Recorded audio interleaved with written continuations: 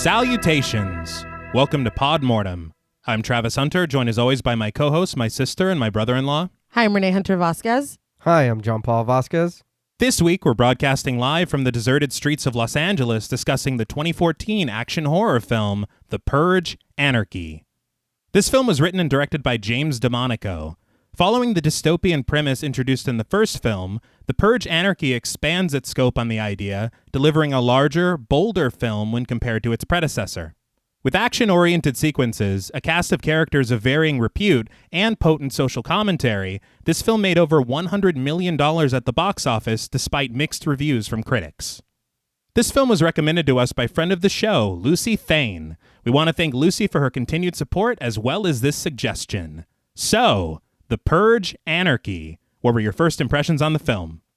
So this was the first time I had seen this movie. Okay. I heard about it. You know, there's always a Purge something on TV, a commercial for a new movie or some shit. No, that's true. Yeah. Okay, and I said something a while back, and I'm kind of like, maybe it's not home invasion movies I don't like. Maybe it's The Purge I don't like. But now I'm just switching what I'm saying because I didn't enjoy this movie as much as I was hoping. But there was no Purge in Hush. No, I know, but I don't know. It's just home invasion movies and Purge. Okay. How about that? Both. You cannot like home two invasion things. movies. All right. But I mean, I did enjoy that they were in different locations and this wasn't just set inside of a home. But I don't know. This movie was so weird. There was a lot of like character decisions that I didn't understand. A lot of things that were just like, okay, you know. But it's a Purge movie. Mm-hmm. Yeah. Was that it? Yeah, I mean, I don't. I'm trying. There is some things that's like, oh, okay, you know what I mean. But most of it, I was just kind of shaking my head.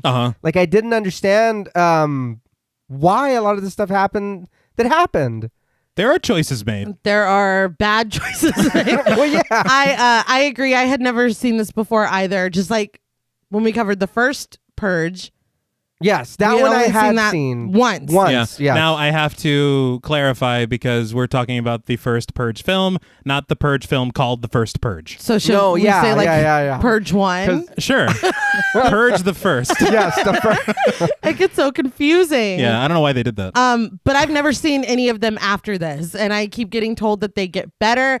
This one I think was better than the first one. I agree. So I cannot say that sentiment isn't true. And maybe they get better as we go along, but I don't know. I did like it better than the first one, even though I really love Ethan Hawke, so that's a shame. But this one was better. It still was not great to me. There are, like you were saying, a lot of foolish decisions, which I understand to a point, you know, especially like in a lot of horror films, you need people to make bad decisions for there to be a film. Mm-hmm. I get that. But some of these are so egregious, especially the fact that this is the 10th year, right? Yeah, they should be knowing. Y'all should be knowing better by now. Like 10 years. Yeah. Yeah. It only takes 3 weeks to form a habit, dude. Exactly. I have issues with that. I feel like we don't really get to know our characters well enough. Yes. For things to matter as much as they should. A lot of it is just like cruel to be cruel, it feels like. There's one scene that I'm like, you don't have to do Not that. at all. No. I feel like there is, and I appreciate the commentary here because there is commentary. No, there is, but I feel like that this should have been, and I haven't seen any of these movies after the first one. Okay. Yeah. But I feel like what happened in this movie probably should have been a little later on. It was, speaking to the commentary, I'll say a little ham-fisted, a little heavy-handed. No, yeah. I think it's the whole ham. It's not just the fist. It's the rum ham. Right? I was like, God damn. Yeah. Now, I mean, but there's a character that's espousing some pretty good ideas. Of That's course. the thing is, I'm not going to maybe sit later. Yeah. Later in the series. To where we have that faction. Yeah. I'm not going to sit here and say that this was horrible and I hated it or whatever. It's kind of when you hear the premise of The Purge, I think this is what I was expecting with The Purge 1. Yes. So us, kind of taking it to the streets, this is what you would expect, I think. But I kind of would just like a little bit more than just a baseline what I'm expecting. There is not really character development to be seen. Not so much. I would have liked more of that. I feel like this just could have meant more. And I do appreciate the commentary and the sentiment here.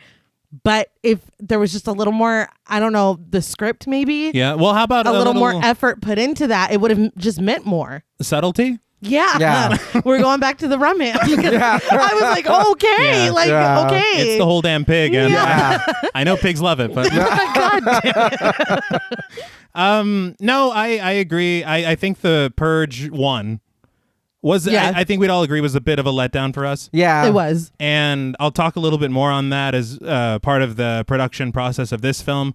But I think that the part that bummed me out the most was that it had the best cast of the Purge films that I know of. Yeah. Ethan Hawke's one of my favorite actors. Yeah. Lena Headey's great. Yeah. But I think it was just a big idea, a low budget, and a difficulty in reconciling those two things. Yeah. This film is definitely more of what I hoped for. But I will say, watching it, I mean, if you just watch it as what it is, it's an action horror film. It's fun. It's pretty good. It's all right. It isn't great. That's the thing. but it's efficient. it's fine. No, it's efficient, and it is. It does what you're supposed to do. I will say that. Looking at it like afterwards, if you're just turning your mind off. Yes. Oh yeah, it's fine. Purge. Oh no. Absolutely. That's what you asked for. That's what you got. Yes. That's it. I think maybe that's my fatal flaw when it comes to these is just expecting too much. Maybe I think that is. I just mean, like, you got to expect at least a little something. Yeah. A little something. Well, some of the set pieces were pretty good. They were. Yeah. For sure. There's positives. Yeah. I will say a decent amount of it is pretty cliche. Yes. Oh, yeah. I think it does come down to, like Nay said, I think if the script had a little more work. Because we all, I mean, definitely appreciate the viewpoint improvement with these characters. Yeah. Versus the rich ass family. Yeah. It's like, who is the villain? Like, I don't know. even know what I'm doing here. But as far as the production is concerned, what we've been saying about the growth in scope from the first film to this film, that was always the idea. James DeMonaco, I read in an interview in Den of Geek and then another in Collider, where he was talking about how whenever they were putting together the first film, he was like, people are going to be pissed off, dude. Well, I'm sure, you know. Yeah, what you're selling them is this, it's nationwide. Yeah. And so that's why in the credits you have those little security camera footage things of crimes happening all over the country. But that's all. And then it's taking place in a house for the rest of the movie. And so for this, he's like, look, if we make a second one, it's gotta be that. Yeah. And so he said that he drew upon Escape from New York and The Warriors as his influences. Okay. And when you think that, you kind of see it. Yeah. Okay. And I think it makes you appreciate it a little bit more because even those, I mean, they could be a little cheesy in places. Yeah. There's no Kurt Russell here. No, that's the issue. The flaw. The fatal flaw. Did you call Snake Plissken? That's on you. Was he not available? Or, but so I mean, that would have saved this. Absolutely, for me. Back ready. He's always ready. Yes. But no, I think that what they were talking about as far as the differences between the two films, because the first one is straight up a home invasion. Yeah. It is. This one is more that dystopian style, apocalyptic, the whole city being fucking in turmoil. Right. And so it is allowing it to grow as a franchise and allows it to do kind of what a franchise should do, where the second film is bigger and better than the one that came before. Right. Which rarely happens. Yeah. Very rarely is the first film in the franchise the worst film in the franchise. No, that's true. That's weird. And it honestly makes me curious as to where we're going to go. Yeah, I will say that. Because we've ramped up a lot from 1 to 2, you know? And I know that you said too that you've heard that they get better as they go. I was talking to a couple of my buddies that I play Destiny with, and I can't remember if it was my buddy Scott or Nathan that had told me, but he goes, just the first two are fine. After that, they all suck. I was like, oh, wow. I was like, thanks, dude. That's not what I wanted to hear. But a lot of people who love the franchise, from what I've heard, and I've seen all of them, but from what I've heard is that the Purge election year is considered by people to be the best one, which is the next one. But I will say that if you didn't like ham-fisted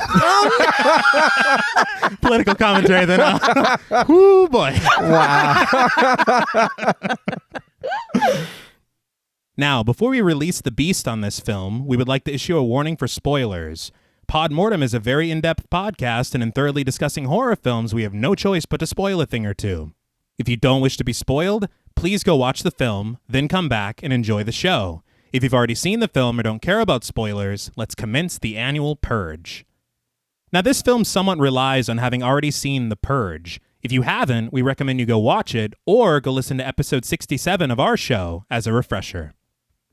So after several production logos, the film begins with a bit of text reading, America, 2023. Oh. Already? Yeah. off to a bad start. Yeah. Brittany messaged me just yesterday. She's like, is this why you guys chose to do it? I was like, no, this was a terrible accident. And it's like March 2023. I know. I'm like, fuck. Good Lord. But the text continues, unemployment is below 5%. Crime is virtually non-existent, while every year, fewer and fewer people live below the poverty line. I will say, as a copy editor, this needed a lot more commas than it had. I added them for my script, and thank you, me. But the text also says, all of this is thanks to, and then we get the title, The Purge, Anarchy. All of it because of this film. I don't know that you can attribute all of that. Yeah. But I mean, I feel like depending when you have the party in power that we'll kind of learn about here, I think they would fudge some shit. Well, of course. Oh, yeah. So I mean, it makes sense. We'll thank the Purge. I feel like that was a bit much. Yeah. But, It's bold. It's all because of this one night a year. That's it. Yeah. But the film begins proper on March 21st at 4:34 p.m., 2 hours and 26 minutes before the start of the annual Purge. So I read in Collider, obviously, the first day of spring, March 21st, is part of why DeMonaco chose that as the day of the Purge. Oh, like the cleansing. Yeah, Okay. renewal. Mm-hmm. All right. But the other reason is it's his sister's birthday. That's cute. But in a diner, Mr. Sabian, played by Vic Sabian, tosses a few crumpled dollars on the table for Ava Sanchez, a server played by Carmen Ejogo. She's great.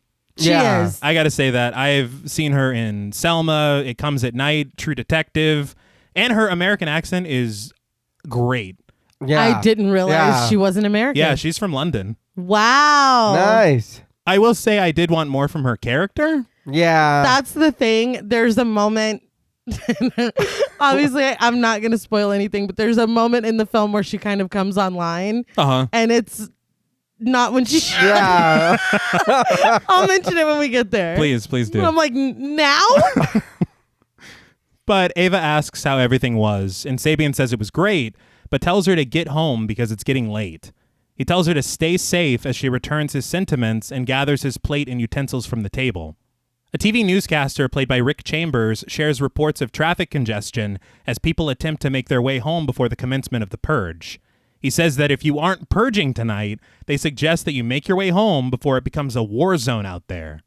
I understand that I guess this is just whatever at this point, but I would not leave my house. No. Like for the whole day, I would not leave my house. There's a lot of strange decisions made on like Purge Day. Yeah. I'm just like, this dude came out to eat at a diner. Like, you can eat at home. You can eat at home for one night. Dude, you can buy bacon. Like any. Literally. I don't know if people know that. Yeah. And I was like, why is this restaurant even open? But then I'm like, the restaurant I work at would absolutely be open Oh, no, yeah. on Purge Day and probably on Purge Night. They probably run a special. Or Exactly. Like, literally.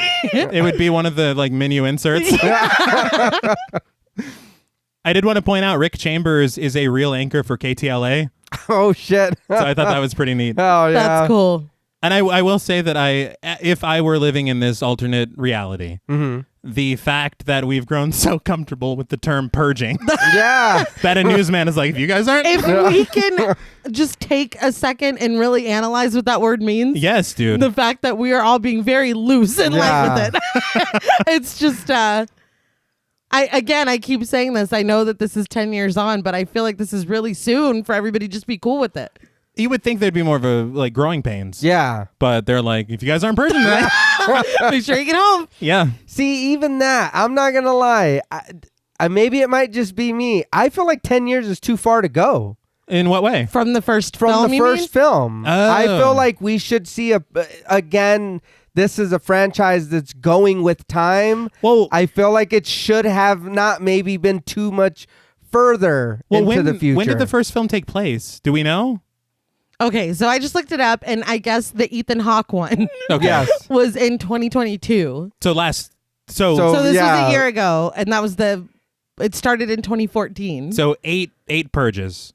Sure. So this is the 9th annual Because purge. they were pretty comfortable though. Like he was selling the shit. Like they had been doing it. They had No, businesses. I mean- but I that- feel like to speak to what you're saying, that would be an interesting journey. Yeah. To or kind of a slow burn in the background to see how like acclimated and comfortable people get with Right. this as the series goes on. That would have been kind of cool. Yeah, I mean, you would just stay current with what was really going on. Yeah, well, that's, And you could even, and what you're doing is like mocking what's going on in in the real world. You can actually keep doing it as the movies go. But that's what I guess that's what the first purge is for. Not the first purge. So- the one we not- watched? No. No. Not Purge 1. No. Not Ethan Hawke. Not No. Ethan. No. I believe it's purge. Oh, for Not Purge Ethan 4? Hawke For presents fuck's the Purge. No, because he's a producer now. Let's move on. All right. Ava walks over to Tanya, her coworker and friend played by Justina Machado. I remember her from 6 Feet Under. I don't know if you've... I've not seen that, No. but I remembered her from Final Destination 2. Jumbo Yeah. and I were talking about it. Yeah, she was in that. She was. Yeah. But Tanya watches the television as Ava looks over the pass bar to see Mrs. Crawley, played by Lily Knight, pacing behind the bar on the telephone with a very worried look on her face. Tanya is clearly over her shift, wondering why they haven't been cut by Mrs. Crawley, considering what time it is and how dead the restaurant has gotten. Hell yeah, I'd want to be going home too. Yeah. I mean, if you're going to make me work, I at least need 4 hours before purge time to get home safely and make sure I can... Something like that. Yeah. At least give me some time. And I want to point out, I don't remember hearing a goddamn word about purge pay. Oh, yeah. That's what I'm saying. Is that a holiday pay too? It should It better be. fucking be. Yeah. Hazard Yeah, pay. I was wondering that too because there's talks of like stealing / borrowing cars later, and I was like, how does insurance work on Purge night? Oh, yeah. Oh, you're uninsured one night again. That's how it works. Right though? Yeah, what the I just Yeah, we don't cover acts of purge. But Carlos, played by Nicholas Gonzalez, tries to calm her down, saying that they have plenty of time before the commencement. He asks if they have any fun plans tonight, then jokes that he might kidnap Ava this year before saying that he hopes that's okay with her. That is not funny. I did No, not not- love no. the joke. No. Don't do that. I was like, Especially tonight. yeah, literally. Let's not do because you that. literally could, and it would Yeah. be fine. I was like, so Carlos is going to be a problem later. We're going to Yes. see him later. I Yeah. was positive. I'm afraid I've got some bad news. Sorry to this man. But Ava just offers a nervous smile, and Mrs. Crawley finally calls over to them, saying that they can go and she hopes to see them all tomorrow. They all part company with a stay safe. Now, I don't know why this was so funny to me that this is a Purge catchphrase, Yeah. because it's like saying, you know Everyone's what? For Purge night, we're all going to say goodbye. It's like, yeah, we do that. That's just part of what we did that yesterday. Yeah, I don't see. we'll do it tomorrow too. Yeah, but no, it's Purge night. But as Carlos heads out, though, he asks Ava if she needs a ride home. She declines. So he just leaves the restaurant and this film. Yeah. Bye, Carlos. Stay safe. Probably got purged. Yeah. Yeah. Probably did. Yeah. And I got to say, man, what kind of imagine what that does for the psyche to be at work and be like, I hope I see you tomorrow. Yeah. That's terrifying. Yeah. I think that's what gets me about these films, and I think that's why they kind of frighten me a little bit, because they're too possible. It's a pretty slippery slope. Like, yeah. I can see, and I have more thoughts of just like logistically how this works and what the rules are. I feel like I think 7 a.m. means different things to different people, but we'll talk. It's just funny how they everybody's like, all right, I'll see you tomorrow, guys. Like people still do bad things, even though they're not legal anymore. Not in the Purge universe. Oh, I'll get you next year. I'll wait 364 days. It's getting madder and madder. But after he leaves, Tanya says that if Carlos asked to give her a ride home, she would have taken it. But Ava just says that Carlos is a dog. Ava retorts that she would walk the shit out of that dog, but he doesn't want anything to do with her. And then she says something about dog smelling. It's coarse. We don't have to get into it here. Watch the movie. But the conversation pivots to something more serious, with Tanya asking Ava if she's really going to ask her tonight. Ava says that she has to because she can't afford his medicine much longer. I feel like I disagree.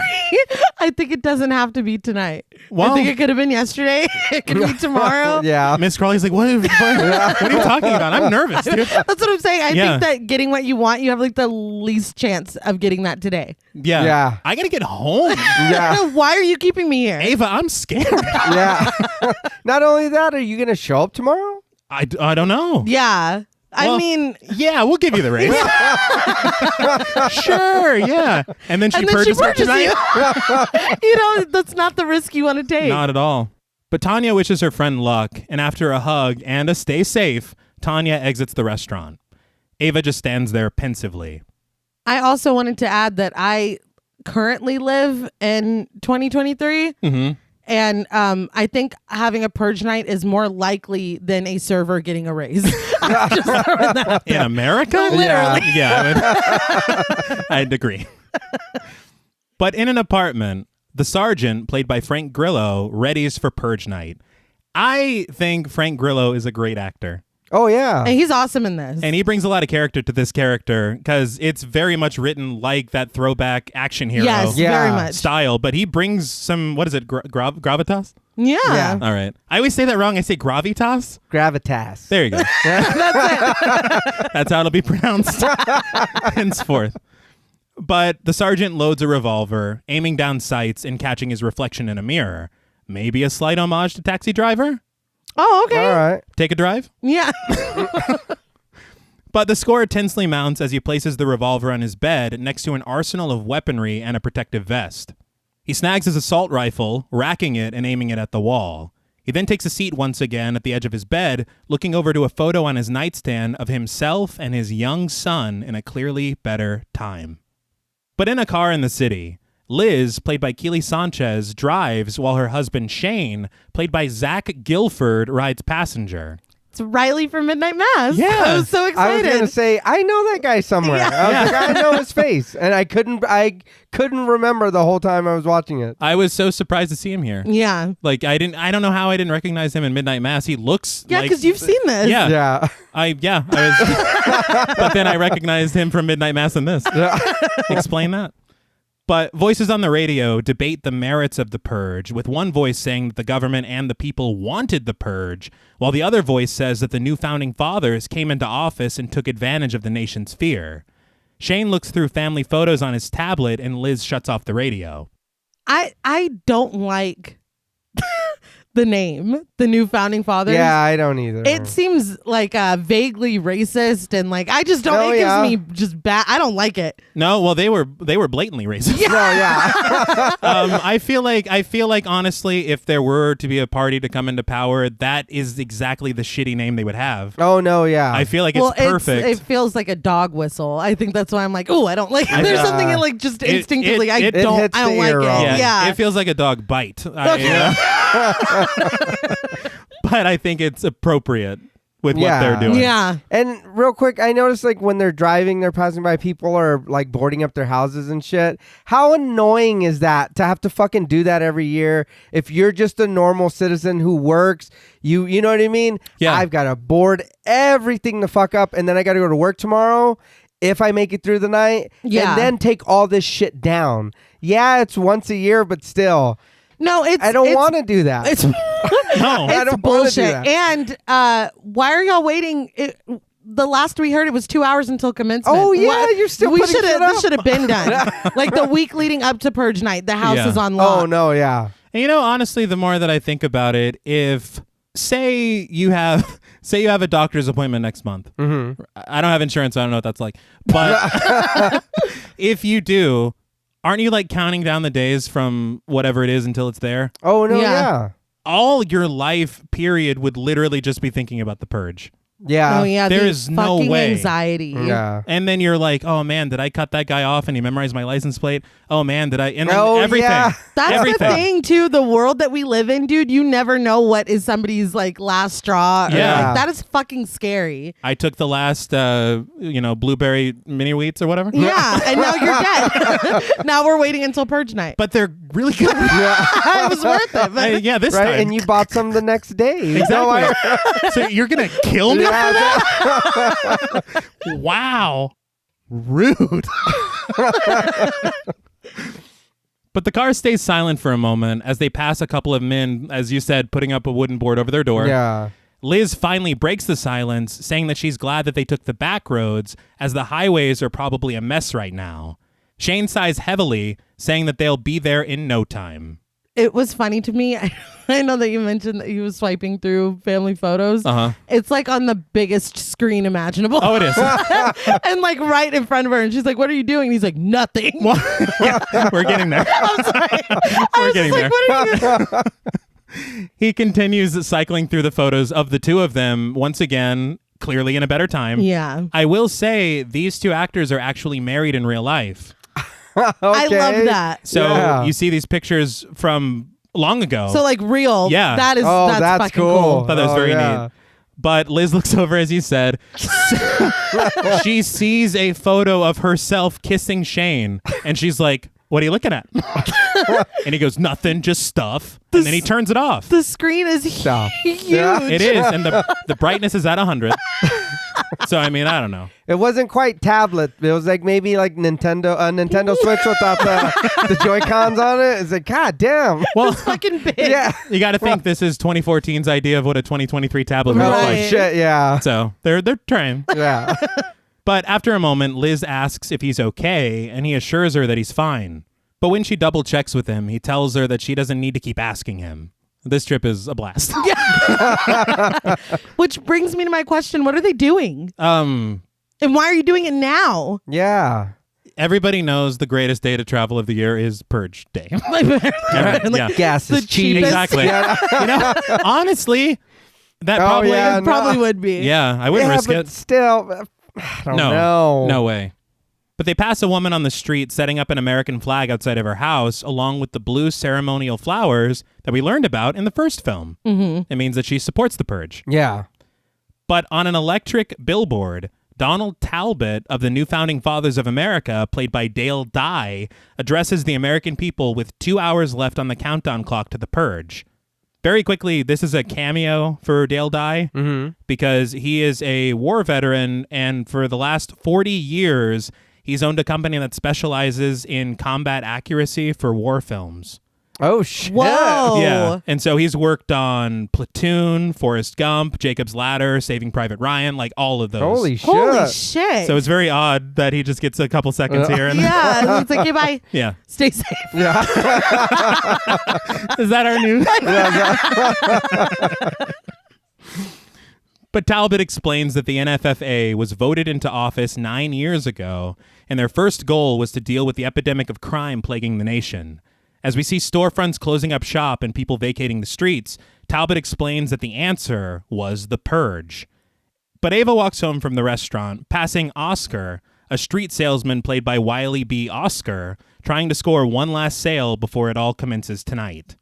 Oscar stops Ava, asking if she needs anything, up to and including a blade to cut her man's throat. I was like, God. Right. He's like, I'm good, thank you. Yeah. The fact that could like be an impulse buy at this point. Yeah. Because you didn't plan on it. But it's like, you know what? Yes, please. Actually, that might help me. But she says that she's fine and she just breaks away from him. She finally makes it to her apartment, opening the front gate to the building, but bumping right into Diego, played by Noel Guillermi. He's like, I was like, well, is that how you greet people? On Purge Day? Don't do that, dude. And I know they're saying it fixes things, but that's already two people that have been kind of assholes to her on the way home. You know what I mean? This guy's trying to sell her something. Now this guy's harassing her. Honestly. What is that fixing? I guguess they aren't worried about those problems. They're worried about a certain class of people. Yeah. I mean, I get it, You but know, come on. Really? I think we can look at the NFFA's party platform and probably see some things we all disagree with very much. But Diego has a brown paper bag with liquor inside, and he invades Ava's personal space, asking how she's doing. She says that she's good, but he says that she could be better, suggesting that she brings him upstairs tonight for a little extra protection. Ew. Very ew. Yeah. She declines this offer, but he's a little pushy, proclaiming that he's the man for the job. His shirt is also half tucked in, half... Yeah. Yeah, he's just like drunk in the doorway. Yeah. Like he's just, I don't know if he was like waiting for her. I don't know what is happening here. Are you the doorman? He's Barney. Literally. I think public drunkenness is still illegal. It's not time It's not time yet. You better get inside. But in a black and white broadcast, we see Carmelo Johns, a resistance leader played by the late, great Michael K. Williams. Love him. Mm-hmm. Yes. Now, when we're talking about gravitas, No shit. this dude can turn chicken shit into chicken salad. He is fantastic. I miss this dude. Yes. I was just thinking about rewatching The Wire just recently. Oh, it's so good. And he was my favorite character. Oh, he was the best. But with a red X spray painted over the flag of the NFFA in the corner of the screen, Carmelo tells his listeners that they've lost their souls to attain peace. He says they no longer worship at the altar of Christ, Muhammad, or Yahweh. This nation worships at the altar of Smith and Wesson. I mean, Yeah. you better preach. Keep going. Please fucking just, yes. But Callie, Ava's daughter, played by Zoe Soul, watches this broadcast, which is labeled Carmelo's Call to Action, intently. Papa Rico, her grandfather, and Ava's father, played by John Beasley, leans into frame, calling the broadcast horseshit and asking where she found this lunatic. Callie says that she saw his protest posters all over the neighborhood and asks him to please listen to what Carmelo has to say. Carmelo continues that the purge isn't about containing crime to one night or cleansing their souls. It's about one thing, money. He asks, who dies tonight? The poor. The poor who can't afford to protect themselves. Rico's had enough, though, saying that he's as full of shit as the NFFA. I don't know how you jump to that conclusion. Yeah. I don't think I agree. No, you've got a massive political party and a resistance leader, and you're like, this is the same shit. They both fucking suck. The same amount. Same amount, equal. But Callie says that Carmelo is right. They're literally keeping the population down by getting rid of people like them to save money. Rico says that talk is cheap, and though he's not completely buying it, he says that Carmelo may be right, but he's not going to do anything about it. Well, it's been, 9 years? Mm-hmm. Yeah. I mean, that seems like some time. I would hope somebody wouldn't wait 9 years to get fed be up like, enough. this is bullshit. Yeah. You know, I don't like this. Yeah. Maybe. I mean, it is interesting that there was no signs of this in The Purge 1. Well, but look at whose lens we were looking That's through. Yeah, A rich-ass neighborhood. Exactly. Yeah, that's true. But Ava arrives home. And I don't know why I thought it was adorable, but we see that Callie and Rico are in Callie's room watching Carmelo's broadcast on her laptop. Yeah. I thought it was cute that they were in there together. I don't know. Spending time. Yeah. But Rico asks where the hell she's been. It's less than 2 hours into the commencement of the purge, and she's out gallivanting. I put gallivanting. I'm literally in my uniform. Yeah. I have to admit, anytime I hear the word gallivanting, I think of someone doing the Charleston. And so that was very funny I think for I'm like me. skipping. All right, either way. I think the Charleston's more specific. But she's like gallivanting, and she tells him that she was out picking up his medicine. He tells her that that's even worse and calls it a waste of time and money. An argument breaks out as Callie joins them in the dining room. After things get a little heated, but not too out of hand, Callie calms everything down. She mediates, asking if even if he doesn't think the medicine does anything, can he just take it for her? Rico silently agrees, and Ava explains the plan for the evening. They'll lock down and then eat after the commencement of the purge. Rico says to count him out, though. He says he's just going to try to sleep through the whole godforsaken holiday. And when he catches the eyes of both his daughter and granddaughter, he apologizes for being so grumpy and just says that he hates purge night and asks for their forgiveness. He hugs his daughter sincerely and lingers for a moment, kissing her on the cheek. Ava notices something is off, but just listens to her father as he tells her to make sure that she locks everything down. He says he'll take care of his room, and he tells them that he loves them both very much. Ava says she knows, and he kisses her hand. But after Rico leaves, Callie says that was weird, but Ava just blames it all on purge night, and Callie agrees. What? Yeah, I was like, Dad, what? Literally. Yeah, you're planning something. Yeah. Why don't you just sit down at the table? I know you're mad. Just sit down and eat. Yeah. Uh-huh. You don't need to be by yourself because you're acting really weird right now. Very, very weird. And they're just like, well, that was weird, Papa. And then Stay safe. we'll be here. But Ava says that she's just going to take a shower before the commencement, but Callie stops her, asking how everything went with Mrs. Crawley and whether or not she got the raise. Ava just hangs her head in shame, and Callie is upset to hear that it didn't work out. She asks her mom if she made good arguments and said everything that they practiced together. Instead of answering those questions directly, Ava just apologizes and leaves the room. She was like, can I have a raise? What? No. I gotta go home. Get out of here. Jesus Christ. You know what? You're fired. That's it. Tell me if I'm wrong. I don't know what it is about their dynamic. It seems and feels to me much more like older sister, younger sister. Yeah, It does. I never got the daughter mom. I was like, Well, what? it's not until later that she's like, she says something, my daughter. And I was like, oh, okay. Because the whole time I was like, are y'all sisters or are you mother and daughter? I wasn't sure either. I found it so odd. And honestly, either way works. Yeah. Doesn't really matter. But I feel like it might have worked better with the way that these two actors interact to be sisters. No, I think that maybe for a parallel later, You have to. Maybe parent-child, it was a choice. It was a choice. Yeah. But at a grocery store, Liz and Shane are leaving the checkout. Liz just cryptically says, I want to tell her, Shane. And Shane doesn't respond, just snagging the grocery bag and walking outside. He Einsteined her. It's becoming a popular move. I hate it. I hate to see it. It's trash. But Liz catches up with him, asking if he heard her, and she says that she wants to tell his sister. Shane says that he doesn't want to because as soon as you say it out loud to another person, then it becomes irreversible. That's not a law. Like, that doesn't even make any sense. Not even on It's Purge like, night. oh no, I've fallen back in love with you, but we already told your sister. Fuck. Oh, we're stuck. But once they reach the car, Shane asks Liz if she has the keys handy.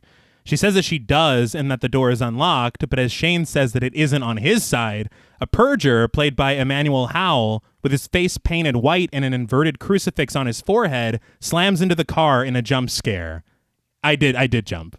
Well, because they're like, no, it's not locked. Like, it's just so mundane. Do you like, have the to back and argue forth. about everything? Yes. But it's like, oh, fuck. Oh, yeah, we're in danger. Oh, yeah. Like, whoop, I forgot. But the purger just stares them down for a moment before riding away in slow motion on his skateboard over to a van surrounded by masked purgers psyching themselves up. It's not purge yet. That's assault. That's what I was going to say. Hold on. We still have 2 fucking hours. Yeah. Like, you can't just go bumping into people. no, you Yeah. can't. Also, the amount of slow motion in this area, like this part, I laughed Yeah. because it's like, it was just this. I was like, okay, no, we saw it. Well, they want to sell it.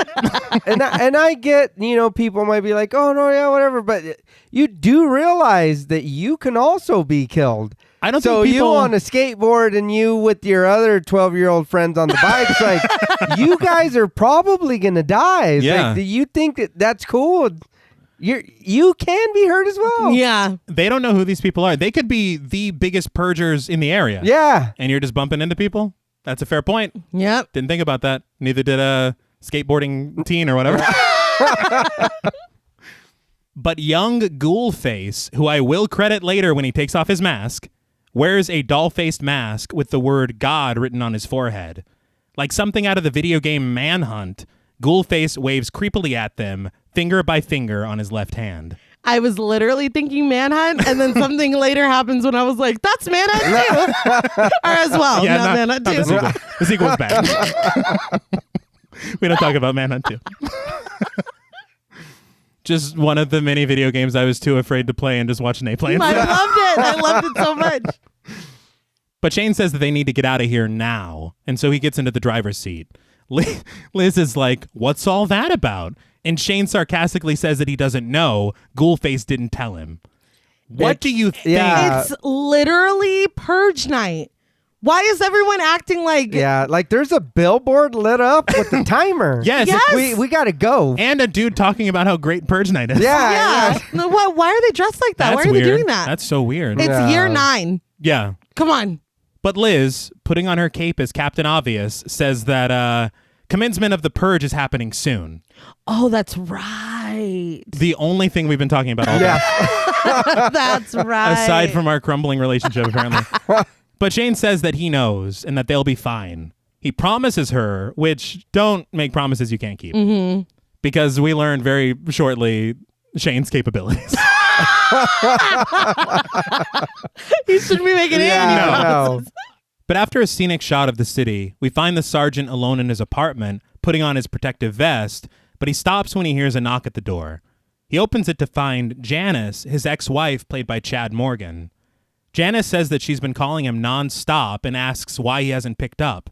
She looks over to see photos of a man tacked to the sergeant's wall, along with a newspaper clipping that reads, "Local boy succumbs to injuries following an accident," and "Man walks free in prosecution error." Oh, So, this Yeah. it's not funny, but when he's got all of his Purge shit there and all of his plans up on the wall, and he just answers the door like, hello to you. It's like, dude, she can see all of your shit. Yeah. it's very easy to piece together. Yeah. Yeah, not only that, but like we find out like his motivations later, and it's delivered like it's supposed to be this big reveal. Well, but you're told everything. Like, Yeah. it's very easy to put together what happened. I feel like they could have been more subtle with it and maybe not had the newspaper clipping. Yeah. Or even the picture. Yeah. But Janice tells him that he can't go out there. He tells her that it's late, and she just asks him not to do this. She says it won't make him feel any better. The sergeant tells her to go with her new husband and her new family and just leave. Damn. Yeah. Janice kisses him goodbye on the cheek, telling him to stay safe. The sergeant just closes the door, and after a few seconds, he says, "You too," which Janice never hears, obviously. No. I imagine her walking back to the car. She's like, that bastard never told me Yeah, that. rude. Wow. But the camera zooms in on the photos of the sergeant's would-be target. Back in their apartment, though, Ava showers in slow motion as Carmelo's voice is heard from Callie's laptop. He asks, "Whatever happened to give me you're needy, you're tired, your huddled masses yearning to breathe free?" He says that the redistribution of wealth upward through killing has to stop, and they must pick up arms. He says this year, they will fight back. Callie takes notice of this, but what she doesn't notice is in the other room, Rico has folded up a note and placed it on his bed before putting on his Sunday best and quietly exiting the apartment. Through literally the front door. Yeah, he does. Yeah. Well, Like, he said goodbye earlier. He did. So, What, do you want to take the fire escape? What is that? well, Well, something more secretive. yes. yeah. They When could have he been was having like, dinner. Yeah. Yeah. Oh, yeah. He's like, I'll take care of my room. It's like, oh, you're going to go on the fire escape or something. He's Yeah. like, oh, I'll be taking the front door. The curtain's just whipping in the breeze. But outside, Rico walks over to a waiting limo and is led inside by the driver. He surveys the neighborhood one last time before getting in. On the road, Shane admits that the Purgers back there freaked him out, But Liz isn't thinking about that at all. She tells Shane that she thought they decided their decision was reversible. Shane says that that's not true, and that she usually decides things on her own and pretends that they were a joint decision. Liz disagrees, saying that he usually agrees with her and then just doesn't remember it later. Shane's like, so you're calling me a liar? This is going great. Yeah. Oh my God. Yeah, I think they're going to make it, guys. But Liz retorts that he's calling her a bully and tells him to just admit that he's changed his mind. She says that this is the exact, but then she stops herself. But after a moment, Liz says that this is exactly why they need to tell his sister that they're separating. Yeah, it's like no. Dun, dun, dun. they treat it like a bomb drop, but it's like, what else could they be talking Yeah, about? no shit. Well, I will say We're buying a house. When, when she was like, we need to tell her, and he was like, no, because then that makes it real. I thought he was sick. Oh, all right. That's very sad. Yeah. I so didn't I mean, think that. No, me neither. separation's better than that, I No, guess, yeah. but Yeah. it still sucks. But I don't. Why did y'all need to come and do this tonight? This is what I don't understand. The gas was cheap. You're right. Oh yeah. But it would be to get more people who need cheap gas on the street to be purge purged. them. Yeah. You know, honestly, I feel like if Purge Night was real, it is like you said, you would save up all your vacation time and you would pick these days Yeah. to never leave. No. And they were at a grocery store. That's why Yeah. I don't. Like, well, we do need milk. Yeah, I don't. On tonight. Purge Night? Yeah, no, no. you don't. And they weren't the only people at the grocery No. store. No. That's unbelievable. Cereal can wait. Yeah. Like, I Yeah, don't. we'll be fine. Even Yeah. the blueberry mini wheats? Even that. That's what got you into this mess. Yeah. God You stay your damn it. ass home. They're always causing problems. But Liz says that he's right and that telling her will make it real. But Shane says that maybe he doesn't want to make it real. It's like, make up your mind. Yeah. I felt like Charlie with him. I was like, oh my God, I don't care. No, yeah. I feel bad because I like these actors. I just want them to have something better to do. Yeah. No, yeah. And I feel like in this film, as it continues, they're really the two most inconsequential characters in it. They Yeah. are. And they're given so much time that they should be much bigger. That's what I'm Yes, saying. I yes. guess it comes down to the script because I like kind of don't care. And I want to. yeah. I Like, I don't want to. I like the romance aspect. I want them to make it. Yeah. They're mean to each other, though. yeah, they are. Y'all probably do need a little bit of a break. Yeah, that might not hurt. But just then, a thud is heard underneath the hood of the car, followed by loud screeching noises. Definitely car noises we love to hear. Mm-hmm. Shane tries to keep things under control, but he tells Liz that the car has lost power steering. She says, what do you mean it's What do you mean it's lost power steering? I don't know what else he could mean by that. There's only one way to do it. Remember back 5 miles ago when we had power steering? We do not have it anymore. And that was really weird for him to just immediately, no, the power steering wheel. Yeah. I was like, what? Yeah, I and the whole definitely car wouldn't. shut Yeah. off. That is What? true. That's specific. Yeah, I was like, what the fuck? Not, the radiator or something that's going to stop the car. Yeah. My power steering went out. My power steering went out on my car like 10 years ago, and I still drove it a lot. Yeah, that's what I'm saying. It just hurt to drive it. Yes. But Shane pulls the car over on the side of the road, and he tries to restart it, but the engine won't turn over. It's dead. Elsewhere, the sergeant heads out from his parking garage in a souped-up car, revving his engine as a voice on the radio says that the annual purge will begin in 45 minutes. Ava and Callie barricade themselves inside their apartment, and Ava retrieves a pistol, placing it on the dining room table as an insurance policy. Somehow I feel like that is not the best place to put that. Yeah. Just out in Maybe the- not. Just there. Yeah. Yeah. Maybe on you? Yeah. Yeah. Goes where you go? Yeah. Yes. It's Purge Night. I Yeah. think people Do keep y'all forgetting. remember? But Callie assures her mother that they're going to be fine, just like every year. We'll see. Out on the road, Shane and Liz both use their phones to call for help. Shane calling a service to fix the car and offering to pay them 3 times the cost, and Liz begging a friend for a ride. Hitting a dead end on both phones, they try to stop a car that just speeds by them without even giving them a second look. Liz reminds Shane that they're downtown and everyone comes downtown to purge on Purge Night. Then why are y'all Yeah, there? I don't know. Why? Yes. If I'm in my car on the day of the purge, I'm not going anywhere that is bad if I get stuck here. Yeah. Yes. That's just day 1, and this is year 9. Yeah. But Shane once again promises that they'll figure something out. But then they notice fluid leaking from a clearly sabotaged component under their car. This wasn't an accident. Liz is like, is that coming from the car? No, I just pissed myself. Yeah, clearly it Yes, it's, You know it's coming from the car. It's the you're power killing steering. her, Liz. But suddenly, the old-fashioned van of the parking lot purgers parks across from them down the street on the bridge. Surrounded by men on motorbikes, Ghoulface steps out of the van, brandishing a machete and waving at them with it. Liz, once again wearing that cape, says, he cut those wires, Shane. No shit, Yeah. Liz. What? Shane just goes, yeah. But they take off running. I'm not even gonna lie to you right now. I was like, I'm 80% sure that I'm not gonna like. 80? Yeah, I don't That's know. high. Well, come on. No. What's happening? I just think it hurts me to see two people so inept after 9 years of the Purge. If this is your level of capability of survival, you shouldn't be out, period. Yeah, you should have died a couple of purges back. The thing is, and I understand the difficulty from a writing standpoint. Uh-huh. We're on the street this time. Yes. You don't want to follow around people who are purging. You know what I mean? Uh-huh. Because they're not going to be sympathetic characters. So in lieu of that, we have these very foolish characters that it's hard to sympathize with them because it's like, you fucking know better. Why are you doing this? I don't know. So it's like, it's very frustrating because I understand that you have to get people that we're going to root for on the street during the Purge.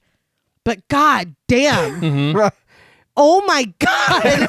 This is so stupid. And I will say I am levying all these criticisms as a person who would absolutely be like sleeping under my bed on Purge night. Literally. Yeah. Like I couldn't afford the system, but I would do something to No, I would be in a hole. Like Yeah. I don't even know. There's just no way that you would ever find me out on these streets. No, hell no. And even there, still, what are they doing traveling right now? It makes no sense. They're traveling because we need them on the street for later. Exactly. Yeah, well, and they that's still it. need to be sympathetic so they can't be partaking. No. But they somehow have to be stuck in this. It's like, no, dude, it's so foolish. Yeah, it's so just ridiculous. weird. Can I ask you how the film would change if neither of them were here? It wouldn't, especially like I'm thinking of the ending right now. It wouldn't matter. No, not at all. It wouldn't even matter a little bit. And I feel bad because again, I like these actors. Yeah. But they just weren't not given enough to do. No, Yeah. they weren't. But as night begins to cast its shadow over the city, Ava and Callie sit watching the news in their apartment. A TV newscaster, played by Amy Paffrath, urges all those not taking part in the Purge to stay safe. But for all those releasing the beast, a successful cleanse. I still can't get over how hilarious releasing the beast sounds. No, it's funny. I don't know. I mean, I get what they're saying because the beast, I guess, is maybe the devil inside of them. It's a dark passenger. Yeah. It's still very funny. But she wishes them good luck as the countdown reaches 0. The emergency broadcast system takes over, and in a voiceover provided by Cindy Robinson, it reads, "This is not a test. This is your emergency broadcast system announcing the commencement of the annual Purge sanctioned by the U.S. government." The sergeant drives through the night as the announcement continues, authorizing the use of Class 4 weapons in lower during the Purge, and all other weapons are restricted. I was curious to know what those were. Because we see machine guns, we see flamethrowers, we There's see a minigun? shotguns. Yeah. There's a minigun. You want to know what's ridiculous to me? I don't know anything about anything, but there's literally a flashbang grenade that comes in later, and they're like, whoa, That's whoa, what. whoa. Oh, yeah. No. Felony. Yeah, we're going to remember that. So I don't know. That's right. But literally, a minigun. Yeah, but I feel like that's more dangerous than a flashbang. I would think so. A flashbang, I feel like, is more of a deterrent than a... Yeah, but that's the point. I don't understand where y'all are getting this from. Like, No, a dude had a flamethrower. He did. I will say I tried to look it up and I got a lot of conflicting things, and so I don't know what is what. Okay. So I do apologize. It's only flashbang. That's class 5. The deadliest weapon of them all. But the announcement also grants immunity to government officials ranking 10. That's bullshit. Oh, yeah. But So- you knew. Yeah, I know, no. but this is what I was thinking. There should be like some insignia or something that you can put on your house if you're choosing not to participate. Why are people who aren't releasing the bees, you can still break into their house and murder them? And when they're poor, they don't have a way to defend themselves. Well- so it's like, Nay, what you're asking for is fairness, and this is America. You're right. So Carmela was right. Yeah. I should just let's listen. join the resistance. I'm in. Let's do it. I will join from my house. Yeah. Because I'm just still not going outside. I can be like the dude on the radio at the computer. Yeah. Like, all right, now Sector 2's out. We're in. I can do that. But the sergeant just shuts off the radio. The camera dips down from buildings to find Liz and Shane on a deserted Los Angeles street. They're literally standing in the middle of the street. Yeah, they are. Like, it's dark now. I'm like, slide up on a building, like fucking, Yeah. you know what I mean? Yeah. Plus, didn't you say downtown was dangerous? Why'd you run down here? Let's get deeper downtown. Yeah. Yep. I'm sorry they had only had 45 minutes. I was going to say go back the way they came, but they would have to pass this. Oh, yeah. Excuse me. No, don't touch me. You still have 45 minutes. You can't do it yet. Can't do it yet. Kidnapping is still illegal. Yeah. I will say the desolation of this shot and the city lights is pretty cool to see. No, yeah. I'll talk a little bit later about some of the filming, but a lot of these shots of Los Angeles streets are closed down Los Angeles streets. That's Oh, cool. nice. But the announcement continues that police, fire, and emergency medical services will be unavailable until tomorrow morning at 7 a.m. when the purge concludes. It closes with, "Blessed be our new founding fathers and America, a nation reborn. May God be with you all." An alarm sounds throughout the city, and Ava is overcome with worry. The sound echoes through the empty streets of the city as various purgers take their positions, including a sniper on a rooftop and a man on the prowl with an axe. The score revs around the proceedings as mobs of purgers with their instruments of violence take to the streets. A school bus of heavily armed men howl through the night, brandishing their weapons through the windows, and an 18-wheeler stalks the roads of the city. It stops as it sees a pair of purgers crossing the street. The back of the truck slides open, and bathed in blue light, we see Big Daddy, played by Jack Conley, manning a Gatling gun that lays waste to the pair, bullet cases flying everywhere. They clatter to the ground as the back of the truck closes and it drives away. I don't know why they were just strutting like it wasn't purge night. Like, I understand that they were like also purging, but like, But, everybody talks about all these laws. There's like 2 laws that people break on Purge Night. What if they just wanted to jaywalk? They're just... it's like, all right, let's go home. Let's go home. Let's do it. It's like, go. That's them catching the bullets. Look, here's the thing is that I feel like this is the exact reason why I would never leave. No. Yeah. There is no reason. I don't care what you're doing because there's always somebody out there that's going to be crazier and more violent than you are. Yeah. And I don't want to be violent, period. I just want to jaywalk. That's all I've ever wanted. Also, this Big Daddy character, I'm excited to learn a backstory. I want to know his motivations. I want to know what this is, right? I'm starting to sweat. You're going to tell us, right? My script, we'll see. Plus, if that gun is mounted back there, does that make the whole truck a gun? Or like the weapon it's transporting it? Like a transformer? Yes. So is this a level... This is under a level 4? That's what it, yeah, no, but Somehow. the flashbang. Yeah. Yeah. No. That's too far. Don't hurt my eyes. That's... But the sergeant continues down the road, speeding past a war zone with no regard. A man is beaten to death with a blunt instrument, but when he sees various men with machine guns firing at people escaping a burned-out car, the sergeant makes a U-turn. He's like, too spicy.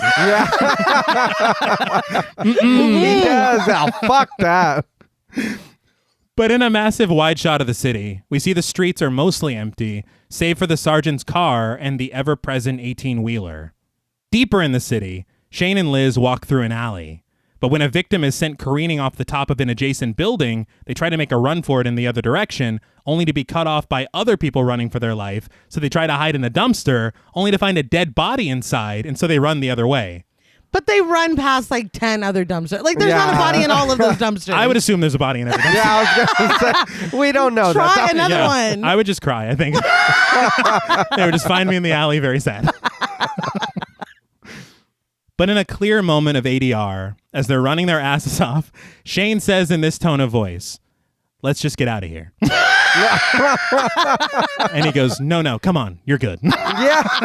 What the fuck? Why is this not frantic? Yeah, I'd be fucking... Shane, was this your plan all along? Dude, he is chill as hell. That's why he didn't want to tell his sister. That's horrible. But the wails of purgers are heard all around them, and as Shane peers down the alleyway, he sees Ghoulface and his mates waiting. One of the masked bikers converges on their location, and they just run away.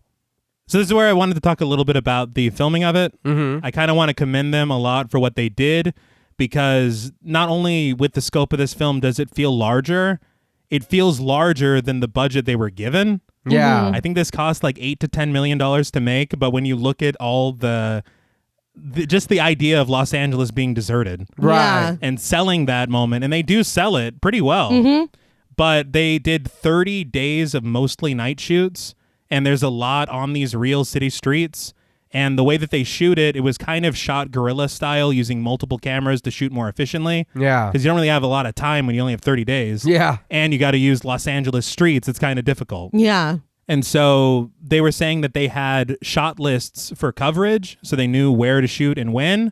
But everything else, as far as like camera motion, camera movement, which camera shoots where, it was almost improv. Oh, wow. And so there's a lot of times like when they're shooting in this alley, it's like you shoot this, you shoot that, you shoot this, action. Yeah. And that's kind of nuts. All right. That's pretty cool, Yeah. though. And it comes together. Mm-hmm. But back at the apartment, Callie sets the table for dinner, and Ava stands there lost in thought, trying to ignore the sounds of the chaos outside their walls. She's like making veggies on the stove. Uh-huh. There was no heat under those veggies. She's just moving them around. Well, she was mixing them.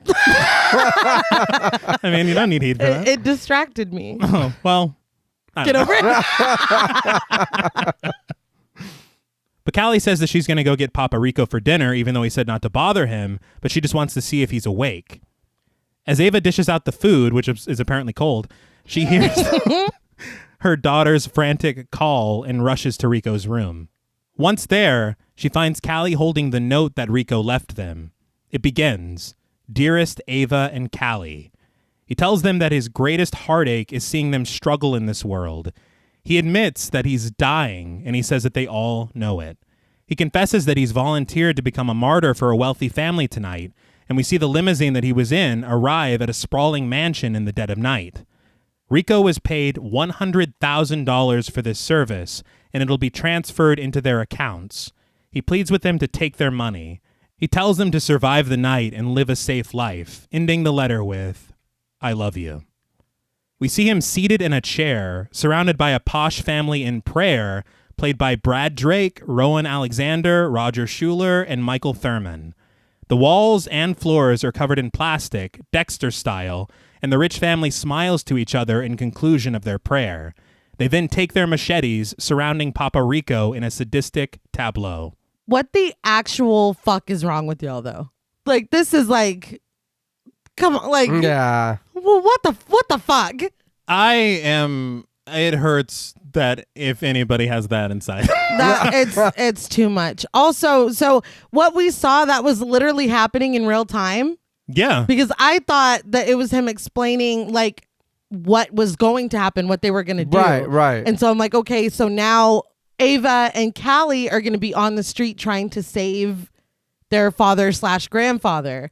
But it's like, oh no, it's done. Yeah. And I Yeah. feel like it's accepted very easily by his daughter. She's like, no, it's here. No, yeah. That was his choice.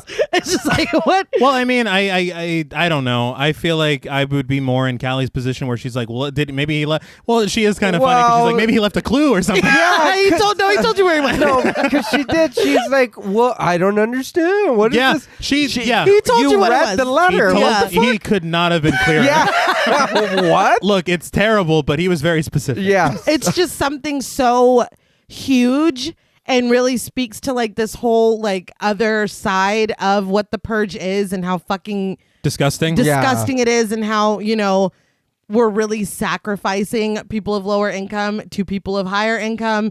I don't necessarily want to comment on the fact that it is a person of color and that the family is not, but that did stand out to me as well. It did. But that's just it. We never visit this again. No, I mean, I guess their father is just gone. Yeah. It was like, look, he wrote a letter. There's nothing. That was shocking to me. I thought this was going to be motivation for them moving forward. And it's just a done deal. It's just over. You know what? I won't even lie, man.